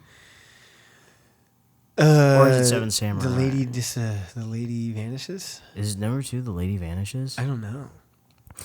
Okay, let's just say one is Grand Illusion, and some early titles are Akira Kurosawa's Seven Samurai, Alfred Hitchcock's The Lady Vanishes, which is also a very interesting pick. What was the one I was just going to say? Jean Renoir's Rules of the Game. Movies that have historical significance. And that's what I find so interesting Seven about Samurai is number 2, and then The Lady Vanishes is 3. 3. Oh, yeah, this is interesting. So let me list them before Just SALO. up to 17? Up to SALO. Please. So we have Grand Illusion number 1. Jean Renoir. Seven Samurai, Akira Kurosawa. Lady Vanishes, Alfred Hitchcock. You guys are seeing a theme here. Iconic filmmakers, iconic films. Yes. Maybe lesser seen films, but still iconic filmmakers, right? Yes. Federico Fellini's Amarcord. Francois Truffaut's The 400 Blows. Jean Cocteau, Beauty and the Beast. Great movie. Roy Ward Baker, A Night to Remember. John Woo's The Killer at number 8. John Woo's Hard Boiled at number 9. Dang. What's the story behind that? That's what I want a movie about. Walkabout by Nicholas Roeg. The Seventh Seal by Ingmar Bergman at 11. This is Spinal Tap, Rob Reiner. Silence of the Lambs at number 13. Interesting. This is Spinal Tap before Silence of the Lambs, huh? Okay. I mean, Silence of the Lambs at all. Jonathan Demme. I mean, I guess when thinking about like censorship and stuff, yeah, it's kind of it's a movie that.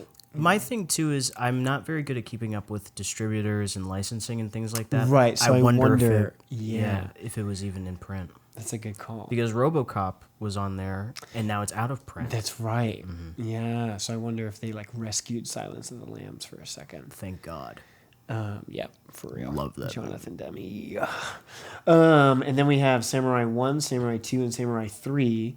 Hiroshi Inagaki. That's 14, 15, 16. And then we have SALO at number 17. Pier Paolo Pasolini. SALO, or the 120 Days of Sodom.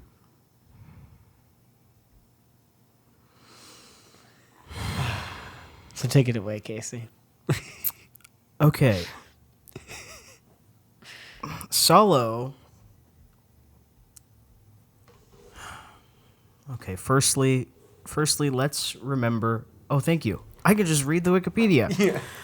Let's remember. Sometimes I feel like, at least in America, we forget that Italy used to be super fascist. Yes, Mussolini was there. Yeah, don't forget about Mussolini. He was the Fascism was third alive guy. and well. Yeah. Yeah. Sorry, the fourth guy, Winston Churchill, was also there, right? Am I thinking of the right thing? It Like was like as a FDR and no, not as a fascist, just like what is it, the Axis powers, right? Oh, but it was only because one of them had betrayed, like either Stalin or Hitler betrayed Mussolini. I see. Like I don't think it had nothing to do with like a sense of like just like political. What the fuck am I trying to say? Mm-hmm. I don't think he did it out of any moral obligation. Oh, sure. Yeah, Right. it just was. He It was also just had like his own. it was like the strategic move. Right. Yeah. So exactly that. I feel like, at least in my education, it was always Hitler and FDR. Yeah. Winston Churchill was kind of there. And then when I learned about communism, which was later on and in relationship to China, I learned about Stalin. Mm-hmm. And Mussolini was kind of like never mentioned. Yeah, it's the same with my education. Yeah. And then I became an adult and I was like, oh my God, this is really awful. It's wild. My sister lived there for a hot second in like a rural part. Mm-hmm. And she was like, yeah, like the way that we see like alt-right movements here in America, like middle America, and that sort of thing. It's like, yes, that's there too, you know, and it's just so much closer to home there, I think, given the history. Sure. You know. But anyway, yes, so this movie takes place in Italy. Right. This movie takes place in Italy, and it is set. Wow, there we go. Yes. So, SALO was basically where all the racists lived during World War II. That was like fascists' Central. land. Yeah. How we would see. What is it called? The town, the archway in Germany. Oh, the Auschwitz. Not Auschwitz, but whatever. Anyway, The arch. Wait, what arch? In the Germany? white arch. Oh, in France. Is that in France? The Arc de Triomphe. What are you talking about? Ari, just cut this out. Just cut this out, because I obviously don't know what I'm talking about. Where Hitler lived in Germany, basically SALO. Like Mussolini had his own like little faction. Okay, in SALO. gotcha. Is my point. Yeah. You're killing it. Thanks. And the director of SALO, Piero. yes, Pier Paolo Pasolini. He's contemporary. He's in the 70s. He's been making movies, and he's like, man, Italy is so messed up from all this fascism. He's a communist. He's gay. Openly gay. Openly gay. Which was very hard to do in America in 1975. I imagine Super hard in Italy. super hard in Italy. No matter how sexually fluid Federico Fellini wants to make them look. As well as just being very outspoken about organized religion and just in general the way the government runs and the hypocrisy inside of it. So he makes SALO, which is an adaptation of a novel. And the novel, let's see, let me take a second here. Oh yeah, do your thing. Yes. So the novel is from 1785, and it's its own criticism. It's French. It's its own criticism of the elite in France, and it's about these guys who have a lot of power, and then they take a bunch of prostitutes out to like their villa and do horrible things to them. And Pasolini's like, okay, well, that sounds a lot like Italy. So he sets it in World War II Italy. And that's exactly what happens. These fascists kidnap forcibly all these teenagers. What is it? 20 teenagers. Yeah, And 10 girls, 10 boys. Yeah. And the movie starts with them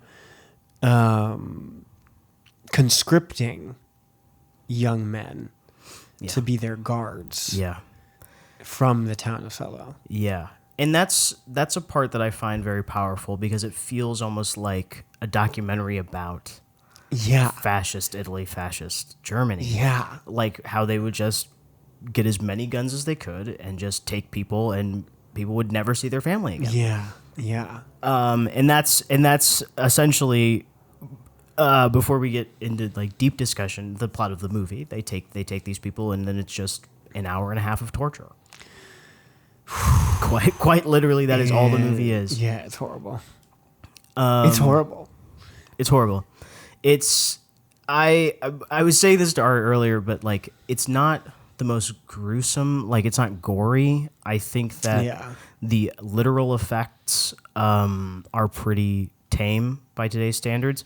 But like the actuality of it, like and the fact that it takes a very short stretch of the imagination that these are things that actually happen to real people. Yeah. That's what makes the movie unbelievably hard to watch. Yeah. Yeah. Spoilers obviously abound in this discussion. So if you want to watch this for yourself, go crazy before we get into the nitty gritty. But the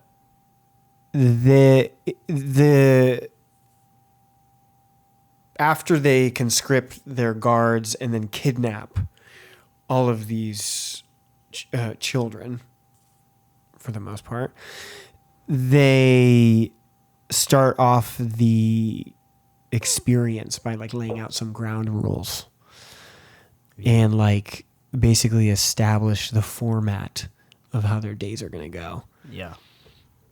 And every day they wake up at 6:30 and are forced to go into the orgy room where one of the older prostitutes. So there's like 4 men and 4 older women. Yeah. And the 4 older women are like, it seems like legendary prostitutes or sex workers. Yeah.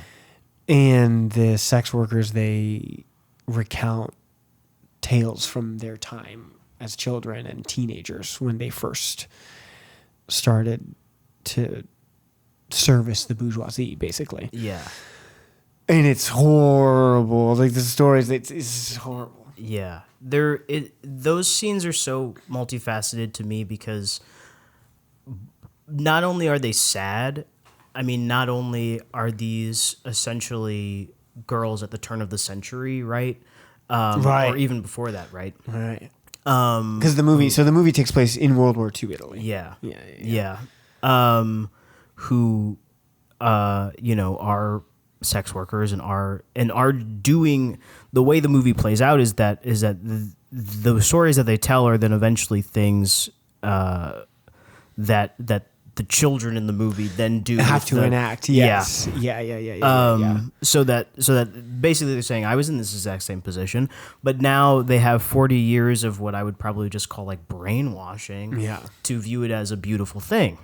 Ugh. As well as it being it's like that thing they say a lot of child molesters show children porn to like desensitize them. Oh wow. That's kind of what that is what it feels like. Yeah. Yes. Where it's just like, no, like not only am I telling you that it's fine, but also like you should listen to exactly what this is in like horrible detail. Yeah, and like get used to it. Yeah, they're like encouraging them to be like, this is just the way life is. And there's a moment, and it's 4 government officials. It's like a president, a diplomat or something. Or? They don't have, I mean, they do have names, but they're like, you've got the Duke, Bishop, Magistrate, and President. Yes. And one of them starts to say that he has this whole speech where he's like, you can't,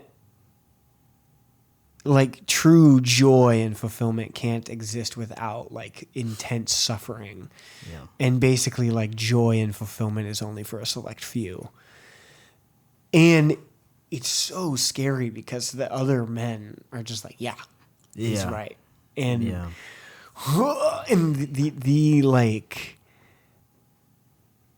extent that in the extremes that they take these kids to is just I'm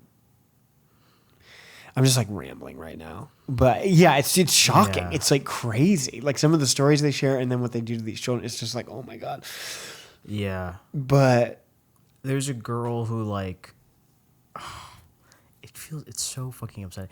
There's a girl who they like pull off the street, like literally like rip her from the arms of her mother. Yeah. And when she's like presented like cattle basically to these guys, she's crying. And the guys are like, why is she crying? Ew, why is she crying? And one of the older sex workers is like, oh, she's just crying because she saw her mom die. Like her mom tried to like get her back, and I pushed her in the river, but she drowned. So just like know that she's gonna cry because she watched her mom die. Wow, why did I bring that up? oh, It's just fucking sad. Yeah, it's just fucking sad. It's just like Yeah. so crazy. But there's also this moment multiple moments where the men and women in power are like, oh, we are so refined. We've so transcended humanity that we've developed tastes and desires that not everybody can understand, and that makes us like better than everybody. And these tastes and desires involve like literally eating shit. Yeah. And like having people like piss in their mouth and like, oh, it's in just like the most disgusting things you can imagine. But to them, it's like, no, we are reveling in like all that life has to offer. And it just made me think like, it is such a damning portrait of the elite. Yeah. Of like, you're so wealthy and privileged that you've literally gone up your own ass. Yeah. And just like don't even know what is good anymore. That you're eating shit. Yeah. And like torturing children. Yeah. And it just, I don't know, I feel like there's this yuppie culture right now that's really big on like longevity and health. And it's Oh my like, God, the guy that transfuses his blood with his his son's blood. Yeah. Like that kind of shit. Yeah. This feels like an extreme version of that in some way. And it's just so, it really feels prescient though. Yeah. Like, as disgusting as the movie was, like I had to stop eating. Like I usually eat when I like put on a movie, and I had to stop eating. It's like, this is fucking awful. They literally make the kids eat shit. Yeah. And oh my God, it's so crazy. And the amount of like rape that happens, it's so upsetting. But to me, I think there is this moment where it's like, it's so unbelievable that I think it's like important. Yeah. Do you know what I mean? It's like, Absolutely. no. I think people need to know, like, this is possible. Yeah. Like, this sounds so outlandish and like fucked up, but like, no, this is very possible. I mean, the thing about it is that not only is it possible, it's happening. Yeah. Like Epstein Island. Oh my God. I can't. You can't tell me that that's not what's going on. And Bill Clinton. Now I'm going to sound like such a conspiracy theorist. Bill Clinton was on one of those planes. That's like the reality of the world that we live in. Just powerful people taking whatever the fuck they want. Absolutely. Yeah. Absolutely. Yeah. And when I look at this movie through that lens, I'm like, it should have been in the top 10 of Criterion. It should have been one of the first 10 Yeah, in Criterion. you should have immediately said. Yes. Yeah. Because there's a scene, and this movie's unforgiving. It doesn't have a hopeful ending. Yeah. It has like a really disturbing ending. I thought the ending was, so the way the movie ends Yeah. is these two boys dancing. And two of the guards that are conscripted at the beginning, so they're safe. And they've been groomed by these older gentlemen. And you get the sense, they don't really say it explicitly, but you get the sense that the 120 days of Sodom are over. Yeah, yeah. Like, where it's time to, like, we're going to torture and kill all these kids and then we're going to leave. Yeah. and they're dancing, and one of the boys goes, "What's your girlfriend's name?" And the other one goes, "Margarita." And then they just keep dancing, and I couldn't help but like just laugh a little bit, because they're going back to their normal lives. Yeah. After this. Yeah, absolutely. As if nothing happened. And the way the movie drives that point home, I think is so crazy. It's a genius way to end the movie. But the one glimmer of like kind of hope, I think it's one of the guards, or is it one of the kids, is sleeping with one of the maids, with the black maid. Yeah. It's one of the guards. Yeah. He is one of the guards. Yeah. So one of the guards who's been conscripted, so he's not being tortured. If anything, he's helping the torture. But there's like a loose. There's some shots of him being like conflicted. Yeah. And like not going as hard. Like, and it's like he's a kid, right? Yeah. He's being groomed. It's confusing. It's insane. Yeah. But he's having an affair with a maid, and the maids are off limits, and the maid is black, and the Duke and the president and all of them are like, "We're gonna fuck him up," and they storm into the room where they're having sex, and the guard, the young conscript, stands up, and they all have their guns pointed at him, screaming. Yeah. And he just, without batting an eye, just like lifts up a fist, like in protest, and they freeze. Yeah. The president, the Duke, and all of them, they like freeze. Yeah. And there's a moment where like, oh shit, what's gonna happen? And then of course they gun him down, and it's awful. It's awful. It's terrible. But yeah, I don't know. I thought that scene was so striking. That like any semblance of rebellion is so shocking in that environment. But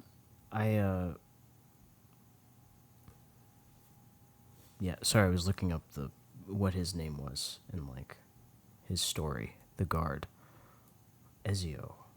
He's not listed as a stud, which makes me... That's what they call them. The collaborator. A quiet guard who falls in love with the slave girl. That's her name, by the way, the slave girl. Oh, boy. Secretly very distressed by the actions around him. Yeah. Is aware of his fate when he is found out and is shot to death while holding his fist in the air. Yeah, which almost makes me wonder, like when you read back on like old ratings, like how the MPAA rates things, and then they'll say like, oh, smoked a cigarette 47 times, whatever. Like I wonder when like were they like no socialist propaganda? Right. That's so funny. They're like completely missing the point. Yeah. But yeah, I mean, so obviously, this movie's crazy. What I think, and it's so hard to get past. So I understand why people can't get past it, just how disgusting and violent it is. Yeah. But exactly what I feel like you were saying something in the same vein, that not only is it like saying that these guys are bad people, like that they are just like murderers and rapists and sadists, but also exactly what you're saying, just a really great critique of what the upper class will try to sell you. Yeah. And that there are so many facets to that. Like, it doesn't even necessarily have to be political, because I do believe that the sex workers believe that as well. And they basically, there are scenes where I don't think that they don't have sex with any of the guys, the women. The older women. Yeah, the older women. No. But there are scenes where they're like, oh man, you guys still look just as good. Like, they still use them as sex objects. Yes. Like, they are objectifying them the whole time. Yeah. They don't have as much power but they have more power than the children. But I mean, I guess not much. Yeah. Because I mean, the piano player kills herself. Yeah. At the end, yeah. Yeah. Oh God. Yeah, and then there's scenes like that, like there's this girl, in the way it is like the orgy room. It's not literally a room where they have orgies. It's like a riling up kind of like I would, if I were to make that movie, I'd call it like the horny room. Like it's just where like everybody just gets prepped to have sex, basically. Like groomed. Yeah. Like it's so. Oh God, yeah. And it's not a fun orgy room. No. And the kids are basically like all supposed to be naked. Like that's one of the rules. And there's this girl just like turns to this other girl and she's like, I can't take it anymore. Yeah, I don't think I can take it anymore. Yeah. And I think one of the most heartbreaking scenes is I forget what happens, but one of the boys gets in trouble. And he goes, if you don't punish me, I'll tell you what this other girl is hiding a photograph of like her parent or something. And the Duke or whoever the fuck is like, okay, take me to. And he the boy takes him to this girl's room and he's like, where's the photograph? Like, where's the photograph? And she goes, I'll give it to you, but please don't punish me. I'll tell you about so-and-so. And he's like, okay. But it's just like, it's so sad because these kids don't even have camaraderie. Yeah. They're so defeated. Yeah. And all that to say, so then eventually you find that those two girls, the girls that are like, I don't think I can take it anymore, that they're lovers, and then they take him to there, and they're like, well, we're gonna kill you, but they're like, no, we'll tell you about the guard and the black woman, and it's like, yeah, oh, it's so depressing. Yeah, which is like the way it always goes. Yeah. That thing, that Jewish poet that was like, first they came for my neighbor, then they came for me. Oh, the man's search for meaning guy? I don't know. That's all I know. It was just a whole thing. It's longer than that, but it's obviously about Nazi occupation, but it's that first they came for my neighbor, and then they came for my cousin, and then they came for me. And it's a very long poem, but it's just that it doesn't stop. Right. But that's also how it works, is that they turn you against each other, and them being children, I feel like, is a perfect metaphor because they don't know any better. Oh, it's so sad. It's terrible. It's horrible. It's so horrible. But yeah, so SALO. It's gruesome. It's awful. It's gruesome, yeah. But I think that it's a prequel to The Night Porter. To a degree, you know, it's funny. To a degree, with SALO, I really do feel this impassioned, like, yes, the movie is very not exhibitionist, but exploitative. It is an exploitation film to some degree, and very shocking. It's like and it's rubbing it in your face. It like wants to disgust you. But I think the spirit of this one is done in such a way where I really think it is something that should be seen, and like you let it hit you, let it affect you, you know. Whereas The Night Porter, I think, is much more straight up exploitation. Okay. And I do think there's like a therapeutic element to it. I don't feel as convicted about people should watch it and it should be like saved. That being said, I do enjoy it a lot. I like The Night Porter a lot. I like this particular this particular like discomfort. I'm just like, oh, it's like really like I get it. Like it's so ambiguous. Yeah. The whole movie is just a blurred line. Yeah. It's like, it's impossible to tell. Yeah. And I like that for whatever reason. So this brings us to The Night Porter. This is a 1974 film, spine number 59, so a bit later down the line. Also a notoriously banned film. directed by Liliana Cavani. Unlike SALO and Piero. Pier Paolo Pasolini. Yes, unlike Piero Paolo Pasolini. Not necessarily an extreme... Mm-hmm. In the same way that Piero was like... he sounds like he was like a radical.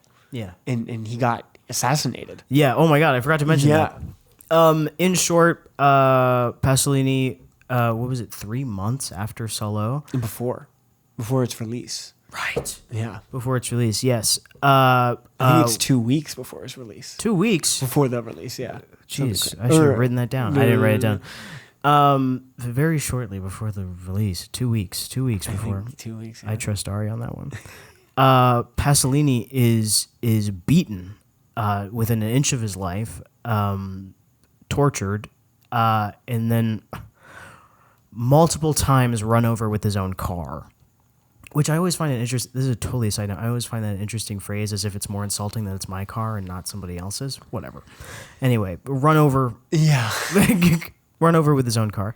And he is killed. And it took a very long time. What I was reading was they didn't even find. I mean, in 1975 we didn't have DNA. We didn't have DNA identification. We've always had DNA.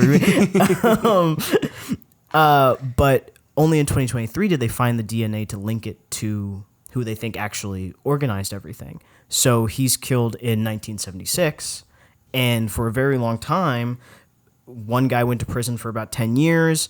And only then, 10 years. Yeah, also only 10 years for torturing and killing a man.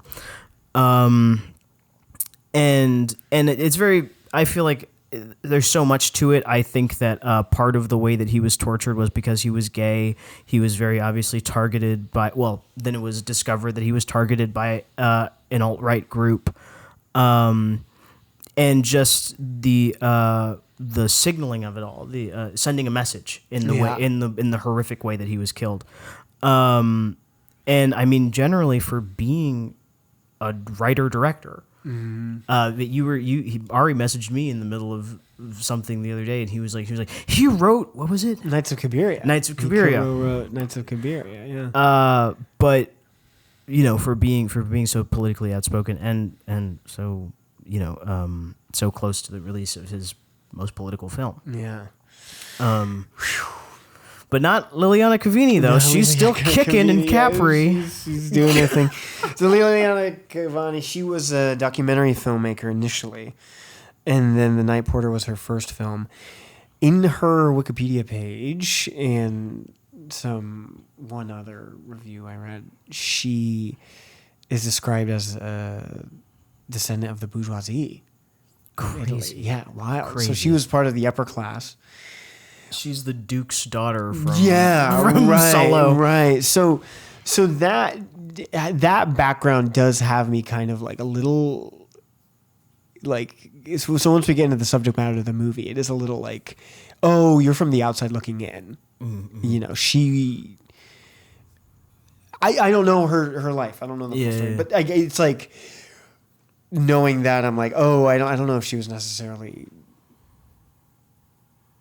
discriminated against in the way that the people in the film are being depicted as being discriminated against, which again I do think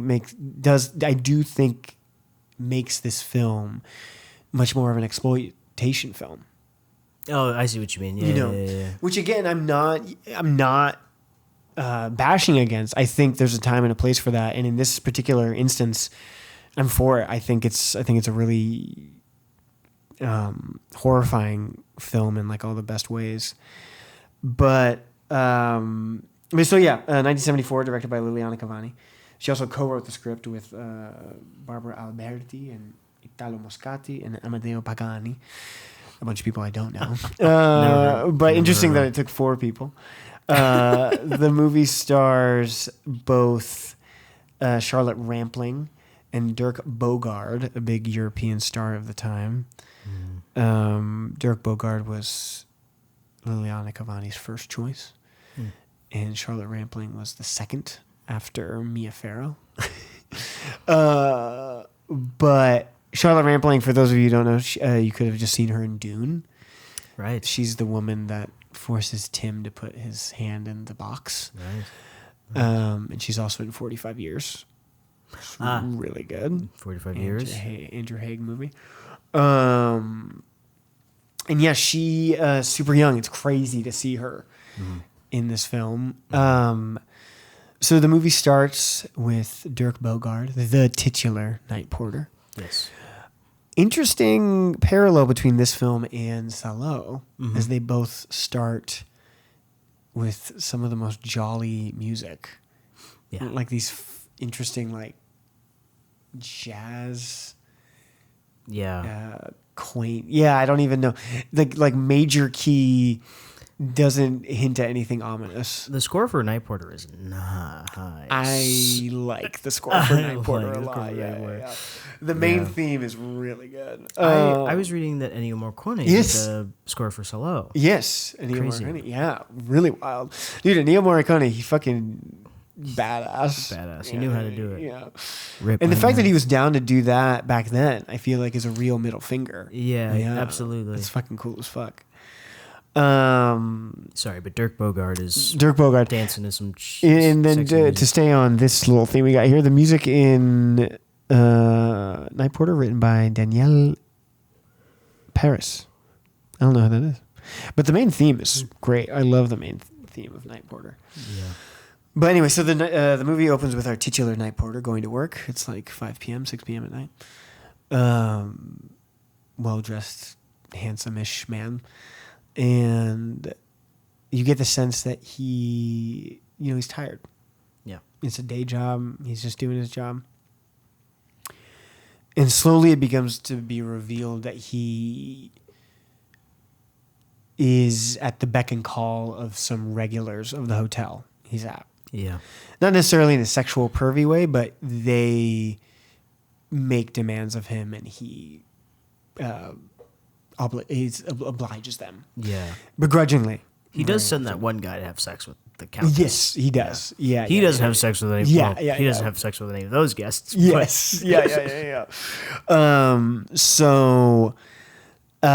And then, so he's doing his thing, and one day this famous conductor comes into town with his wife, and there's a big crowd in the hotel, and the night porter is doing his best to get everybody ready, and suddenly the night porter and the conductor's wife lock eyes, and they have a moment, and you come to find out that she was a prisoner at a prison camp in Nazi Germany, and the night porter was one of the officials in charge of the camp.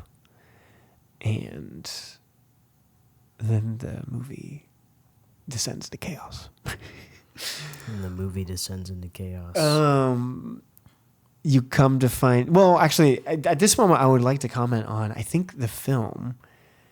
First of all, I think Liliana Cavani is an incredible director, actually. For this to be her first narrative picture is pretty crazy. Visually stunning, as well as constantly keeping an air of mystery. Yes. Yeah. I think it is some of the most deft, subjective filmmaking I've seen. I think it bounces between present day flashbacks and memories really elegantly. So immediately when they make eye contact, just one scene later, flashbacks to the camp occur. And you get the sense that neither of them really wants to see the other. Sure. And Unsurprising. Yeah. And there's this beautiful moment where first you see the night porter's version of their first meeting in the camp. And then in present day, he goes to their room because the husband orders room service. And you can tell he's like nervous that he's going to see her. And she hides away in the bathroom while he's delivering the food, and he scurries away. we cut back to Charlotte Rampling in the Lucia is her name in the movie, in the bathroom, and then we cut to her version of their first meeting. But in the subsequent scene, this meeting is also mixed, and this is so genius, man. So she's in the bathroom. She doesn't quite have a smile on her face, but she doesn't look distraught. And the camera like pushes in, but it like puts emphasis on like her stomach, and she puts her like hand on her stomach. And then it cuts to her as a child on a roller coaster, on like one of those swings, those spinning swing things. And then it cuts to her first meeting Dirk Bogarde in the camps. And she's like stripped naked, light shining in her face. He has like an old 8mm camera, like shooting all the camp prisoners. And it's just such a crazy depiction of like the mixture of emotions. Mm-hmm. Because what you subsequently find out is that in the camps, they had sexual relationships together. And you get the sense that she was into it to a degree. Mm-hmm. And that's what I think is so genius about that scene is like, oh, she has butterflies in her stomach. It's reminding her of this pleasant experience, but then it's juxtaposed with this horrifying experience. Yeah. And in that sense, I think the movie is such a fascinating depiction of like trauma mm-hmm. and like what is life after such an extreme, horrifying experience. Absolutely. And coming to terms with that and trying to like live a normal life. But yeah, I feel like I'm talking a lot. No, I'm listening. But yeah, I think it's a really fucked up, very erotic film. Mm-hmm. But it's all like justified within the narrative. Mm-hmm. Yeah. So to speak. Yeah, I think they really, the two characters, I mean, like, really do each get something out of it. Yeah. And I think that, like, I was just reading so much negative criticism of it. Like, yeah, people hated it. People hated it. And that was the thing. Like, I feel like SALO in modern times anyway. Like, I was reading reviews on Letterboxd where people were like, this is disgusting to blah, blah, whatever. A lot of people thinking that it fetishizes Nazis. Yeah, which I can understand. But it's also like, sure. It's the same when people are like disparaging Wolf of Wall Street. Right. You know, and it's like, just because it's being depicted, I don't think it necessarily is like in support. Right. Of, I'm sorry. Oh, no. So in that respect, so the movie is blatantly political. I'll say this really quick and then we'll get to your point. But you come to find out that Dirk Bogarde, the night porter, is like in this program basically where old Nazi officials are basically cleaning up. They're keeping track of like, okay, who is still alive from the camps, who could be witnesses, who could get us in trouble. And they're also like going through some form of therapy where they're basically like trying to alleviate themselves of shame. And as the movie progresses, Dirk Bogarde is protecting Charlotte Rampling because he doesn't want her to be killed, so that they don't have witnesses. And they end up having this torrid, insane, sadomasochistic love affair. And it becomes very clear, and I think this is the part that horrified me the most. These old officials that are trying to like clean up and alleviate themselves of guilt, they are still political. They are like, if the Third Reich comes back, we're there. Yeah. Whereas Dirk Bogarde, the night porter, is like, I don't give a fuck. Mm-hmm. He's like, and that I think to find yourself in a situation where you are in a seat of power because of a political system that is in your favor, and you're down to torture and kill people. But then when it all falls apart, you're like, I don't care. I just want to like have sex with this woman and like live my life. Yeah. That's crazy. That's fucked. That's a fucked up person. Yeah. And I think one of the reasons it was so striking was because I think that is the scarier mirror to hold up to an audience. Because I think when you see the officials, it's very easy to be like, they're fucked up. But then for somebody to be like, I don't really give a shit. Because there's so many moments in my life where somebody mentions something about the news, and deep down inside, I don't give a shit. Sure. But it's easy for me to say that because it's not directly affecting me. Yeah. You know? And I think the Night Porter is a deliciously gross and fucked up version of that. And yeah. That's a very interesting reading on that. Yeah. Do one of these. Who, me? Which eye? Your right eye. My right eye? Thank you. No, thank you, Ari. Yeah. Yeah, cut that out.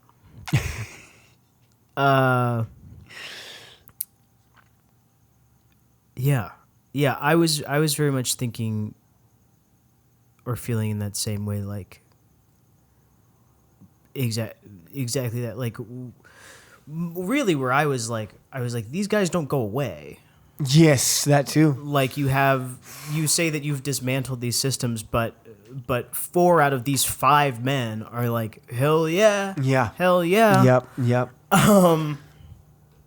And just all of the trauma and things. I was listening to this podcast about the Exxon Valdez spill in like 1989 or something like that,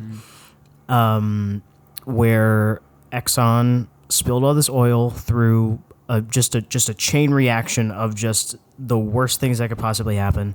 They spilled a bunch of oil off the coast of Alaska, and and I remember this with the BP spill, where there were just like all these images of animals being covered in oil, and they were like, we got to clean the animals. As if to say those were this is getting to a point. I promise I'm coming to a point. I'm listening. Almost as if to suggest that only animals were affected. And actually, what a lot of studies found was that the people who, even if they didn't have any health problems, the mental health of just like the towns affected by the spill was unbelievable. That it was just basically turning neighbor against neighbor. Spousal abuse went up, depression went up, suicide went up, alcoholism went up, just because they were like, well, I lost my job, or I do have a little bit of a cough. Is it a cold, or do I have like oil in my lungs or something like that? Like just the stress of being in an unprecedented situation. And that's how I feel about this. Like I think that I think the Holocaust is a perfect example, because most of the people alive on Earth right now didn't have to experience it. Yeah. But you have a horrible, horrible thing, like something that's just incomprehensible. Like, first of all, 6 million people, I can't even comprehend that. New York City isn't even 3. So if you completely zapped 2 New York cities, I don't even know what that looks like, right? Jesus. And then you have these survivors, and people acknowledge that it was a horrible thing, but really you kind of just have to go back to regular life. Yeah. Yeah. So you go back to regular life, and as time goes on, you're someone that no one, like fewer and fewer people relate to, right? And you experience things that are unprecedented. Like, I said that twice, but just there is no safety net for that. It's just kind of like, well, we know how to treat depression, I guess, but it's not depression lowercase d. It's like a fully encapsulated kind of experience. Yeah. And that's how I feel about Charlotte Rampling in this movie, as well as all the people saying that like it like sexualizes Nazis and things. I think that it's not ignorant, but like I think you're doing yourself a disservice to say that a person's trauma, even if it's not sex related, comes out in their sex lives. So now you have someone who, I mean, the movie makes it ambiguous, but I think that you can't ignore the power play, right? Yeah. And just like the genuine fear that has to be there. There's absolutely no way that a person doesn't carry that with them for the rest of their lives. Right. So I find this specifically being about the sex very interesting, because that's yes. yeah, that's a part of it as well. Yeah, and I think we have so many movies about World War II itself, but so few about the aftermath, and like so few about the emotional aftermath. And I think this one approaches it in admittedly a devious, mischievous way. Sure. Like it is again an exploitation film out the gate, I would argue. But when I look at Charlotte Rampling in the film, there is this sense of like, I'm gonna face it. You know, and like, yeah, I just can't like I get it. Sure. Do you know what I mean? Like, I think what so again, she embarks on this sexual relationship with her former prison guard, right? And the power dynamics are still insane. Like, he overpowers her physically and beats her at one moment. And yet she was there with her husband and could have left. You know, it's like this thing of like,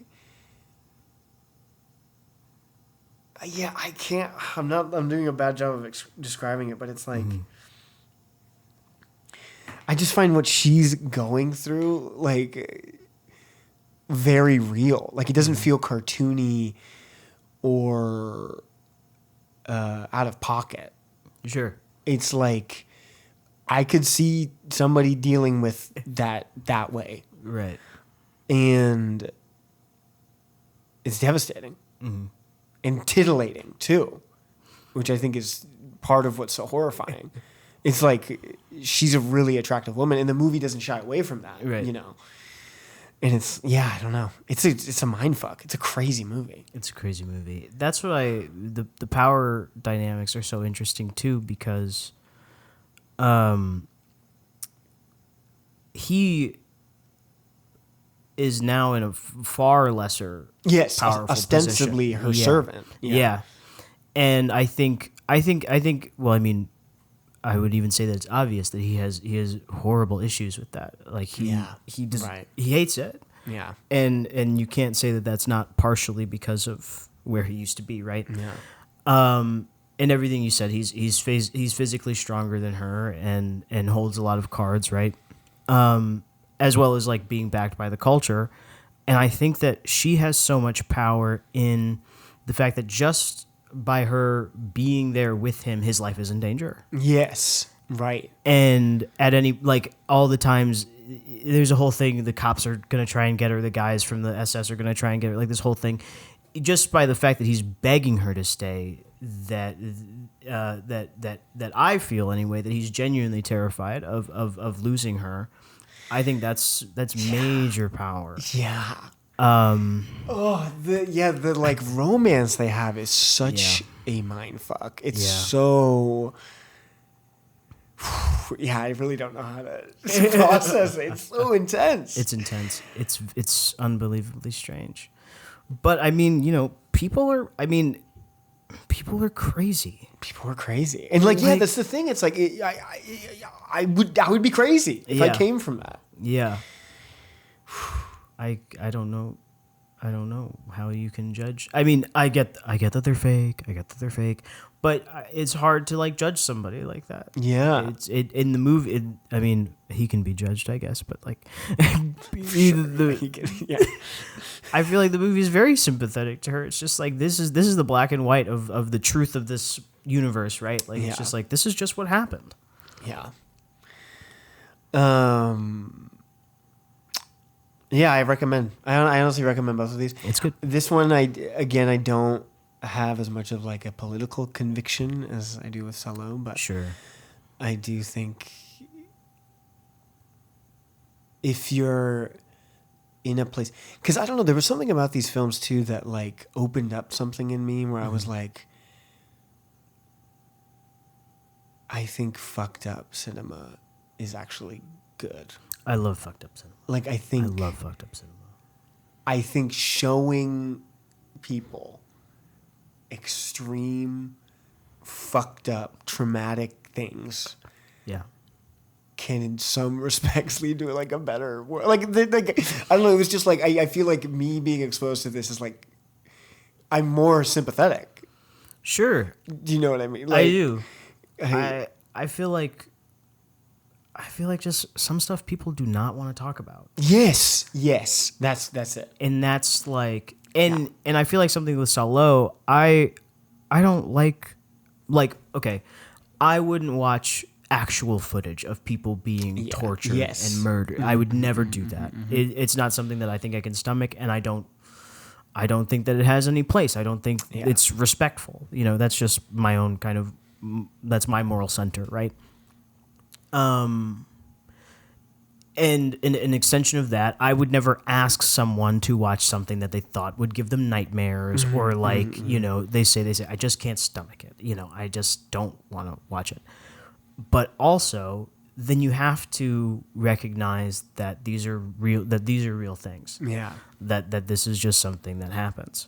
And I think that's definitely, I mean, SALO definitely more than Night Porter, but I think Night Porter is very valuable as a piece of art. It's just like maybe just watch it to be like this is the actuality of the things that like when you hear these things, when you like hear that 20 kids were kidnapped, when you hear that Jeffrey Epstein has an island, like when you hear all the things that happen, like conversion therapy and genital mutilation, and just all the things that happen that happen in life that are probably literally happening right now. This is the actuality of it. Like this is literally what happens to people. Yeah, and like it's to me. Yes, and it's the flip side of what Roger Ebert always said of like movies are empathy machines. Mm-hmm. And I think movies are a safe place to go to these extremes. Mm-hmm. I'm contradicting myself a little bit here because Charlotte Rampling was actually punched in the fucking face. Yeah, that's not cool. Which is not. I don't believe in that either. Yeah. No, like, that's not cool. That sucks. And I don't know what the circumstances were with SALO. I hope nobody was hurt. I read that really people were hurt by accident. Okay. Like just like they're naked in a dirty like, building. Shit, yeah. But a lot of the actors said that it was a very nice set. Like everybody was having as much fun as they could. Oh, good. They I think it was Bertolucci, he was filming nearby. They would play soccer with their crew, cast and crew. That's so crazy. Yeah. I read that. So fucking crazy. Isn't that crazy? Oh my god. Little did they know. Jesus Christ. I mean, that warms my heart. You know? Yeah, so I think, knowing that, I think makes... Did Dirk Bogarde punch her on purpose? According to Liliana Cavani, it wasn't on purpose, but Liliana Cavani wasn't aware that he was actually hitting her, and was going to go for a third take. He punched her twice. Yeah. Well, so I think the story they did one take, it wasn't working. They did a second take, and I think that's when he hit her for real. Wow. And I guess Liliana Cavani, she like notoriously does very few takes, and was like, oh, maybe we should go for a third. And Charlotte Rampling was like, we can't do that. I was just hit in the face. By a giant man. Yeah. Punched him right in the fucking face. Holy shit. Okay. Oh my god. Okay. According to Charlotte Rampling, though, I did see one interview where she said that he was lovely and that they improvised a lot of the dialogue, and that was fun. So, more like it was by accident. She's like, ouch, I'm just like hurt. I mean, I don't know. Well, yeah, that's true. Just the fact that it happened at all just sucks. Yeah. Which, yeah, I mean, also that. Like, movie making is just different now. Like, now you would have like a stunt choreographer and an intimacy coordinator and blah, blah, blah, and they didn't have any of that. Not to say that excuses anything, but it's just easier for an accident to happen. Yes, and it's just like I think having that piece of knowledge in the back of your mind might make the movie a little more unpleasant. Sure. You know, because I think when I hear that SALO was like a pleasant time, right? It's like, okay, it's easier to digest. It's like, okay, they were like all having like a good time. But that's the power of cinema. Yeah, absolutely. I think that is the ticket. It's true. That is the ticket. And I think a theme that has come up time and time again on the show of just like, what is cinema? And I think it's like this is a piece of it. Yeah. Yeah, fucking A. What an insane double feature this is. It wasn't. I watched The Night Porter, which I'd never seen before, and then I started Solo, which I've seen probably about 3 times, and because I'm a sicko. I'm a twisted individual. The poop stuff. It's just the poop stuff that I don't know if I can. You know, it was funny about what you were saying about eating. I was eating while watching it, and I stopped when they like actually started torturing. The very end where they actually started torturing I couldn't. them. That was awful. Yeah, the poop didn't really bother me. The torturing at the end, I had to like check my phone. I had to just keep checking my phone because I was like, I can't watch this. The cutting off of the tongue is terrible. The cutting off the tongue. I've found the scalping a lot. Yes, very intense. Really horrible. Yeah. That ending is savage. I just read in Wikipedia, plug your ears if you're sensitive, I guess. I don't really know how to flag for that. I was reading on Wikipedia that actually in a deleted scene, I assume it's the person out there that's tied by the hands and feet. I mean, there's 3 of them that are tied like that. Sure. Are they all on the ground? 3 of them are. 3 of them are. Okay. It just said that one of the characters was like ripped apart. And I was like, no. oh my god. Anyway. Have you seen Bone Tomahawk? I have, but I'm not remembering anything that you're referencing. But I have. Spoiler for Bone Tomahawk. I haven't seen it in years. They cut the guy in half. From the bottom. They turn him upside down. And it's horrible. It's horrible. It's like one of the worst things I've ever seen. Fucking S. Craig Zoller. He's a sicko. He's a sicko, dude. He's crazy. He's like, I do not like him. I think he's a horrible person. He like, hey, I can't. Yeah, I can't. The way I talked about Salo and The Night Porter, I can't talk about his films that way. Not at all. His films are just fucked up. Yeah, I imagine maybe like Joe Rogan or somebody could, but I don't see any value in. Like Dragged Across Concrete. The thing that's so frustrating is he's a very good writer. Yeah, like it's really tight narratives. I like the character arcs are really compelling and beautifully shot, beautifully acted. But god damn it, there's so many things I'm like I didn't need to see that. I just hated when Marnie from Girls had her hand blown off. Yeah, that was horrible. The most devastating thing. And that's the thing. Like I would never be like, oh well, you really should watch this. But I was talking with Mallory the other day about Quentin Tarantino, and she was like, and his movies are just so violent. And I was like, you don't even know. Yeah, you don't even know. You don't even know. Because his are like, it's like so stylized. Yeah, it's like a cartoon. That's the thing with Tarantino. I feel like he's so stylized. Exactly that. Except with Reservoir Dogs. But that's my least favorite one. Oh, yeah? Because I really think that one is the meanest of his films, and I just can't handle. I don't like as in I closed my eyes when I watch it. I close my eyes when I watch it, and I've never actually seen it. But the guy that gets ripped apart by dogs in Django Unchained, That's like, that is horrible. That's the most horrible thing I could possibly imagine. That is horrible. But nothing else really. The ripping, he cuts away though before it gets really bad. Oh, but okay. the sound of it is awful. Really? Okay. The sound is That like, helps. which I think is kind of more horrifying because then your imagination just runs wild. Sure. But That's the part I don't like in Death Proof, when they get in the car crash on Death Proof. I've only seen that one once. When I know that they're about to get in the car crash, I close my eyes. Death Proof I cannot watch. But then the second half I remember love. that being awful. It's kind of gruesome. The part that really gets me is before he kills the 4 women in the car, he picks up Rose McGowan. Do you remember that kind of? He picks her up at the bar, and that's when that's when Tarantino shows you what the car can do, right? And the part that always gets me is that her teeth are smashed. Yeah. And I can't do stuff with teeth. I can't do stuff with teeth. That's a very long tangent from SALO. Fuck. And again, hypocritical when I was just like, you should watch fucked up movies because that shit actually happens to people. But I think this is different though. Yeah, I think making a political point is valuable. Yeah. I think again, Death Proof is like, I don't like watching people get killed, but Death Proof is kind of like you have to like watching. Yeah, you have to be into that and shit. And same with the fucking Dragged Across Concrete and Bone Tomahawk. Right. Yeah, I'm not convicted to support those films. I'm just kind of like, yeah, if you're into it, you're into it. If you're not, I get it. Yeah. But yeah, movies, baby. Fucking A. Do you have anything to add? Any closing statements?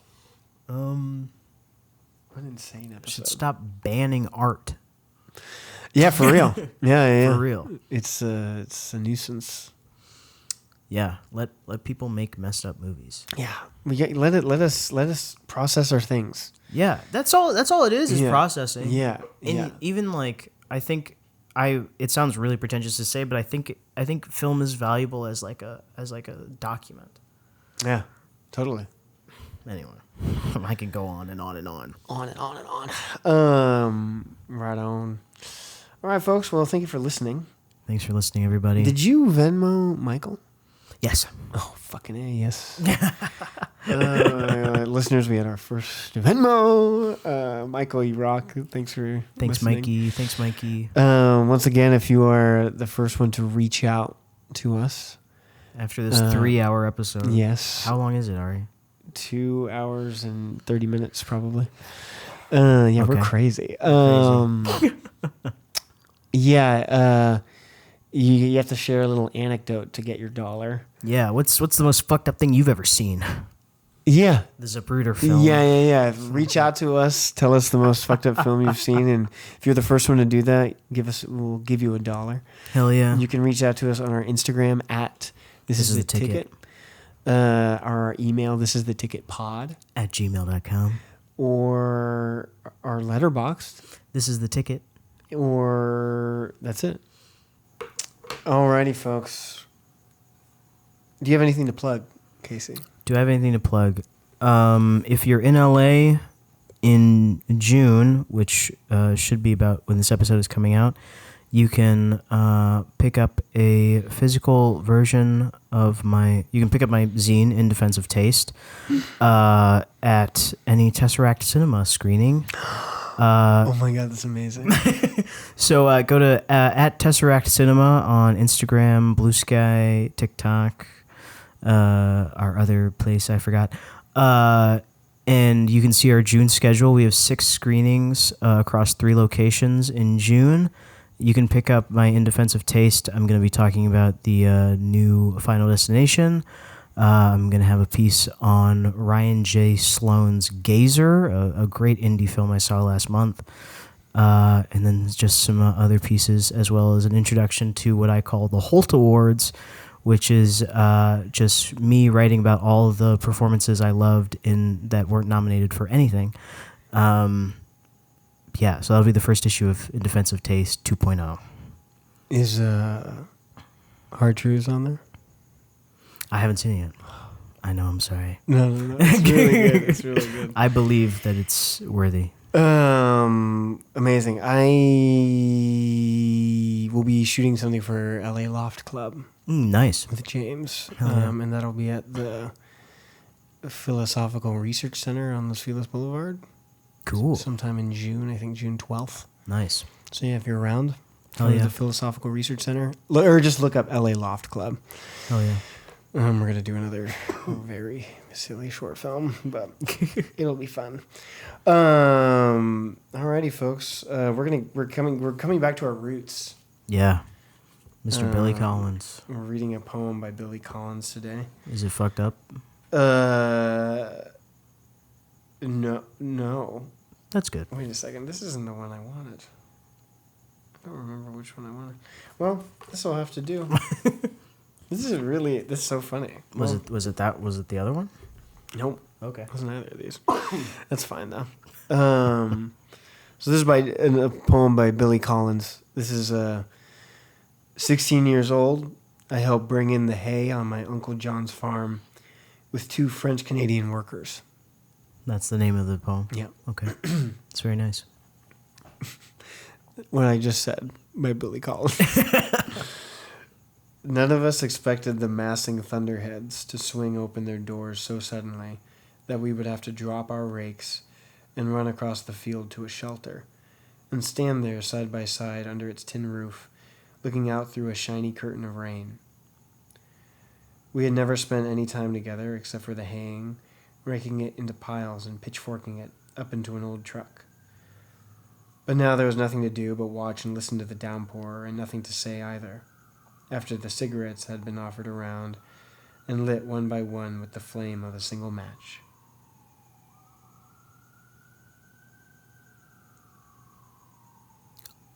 Oh. Yeah, it's nice. I like that one.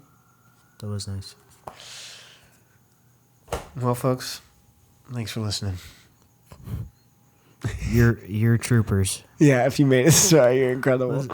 An hour of just describing torture. Yeah, horrible things. But yeah, thanks for being here. My name's Ari Wojciech, My name's Casey Young. and this is The Ticket. Bye. Bye, everybody.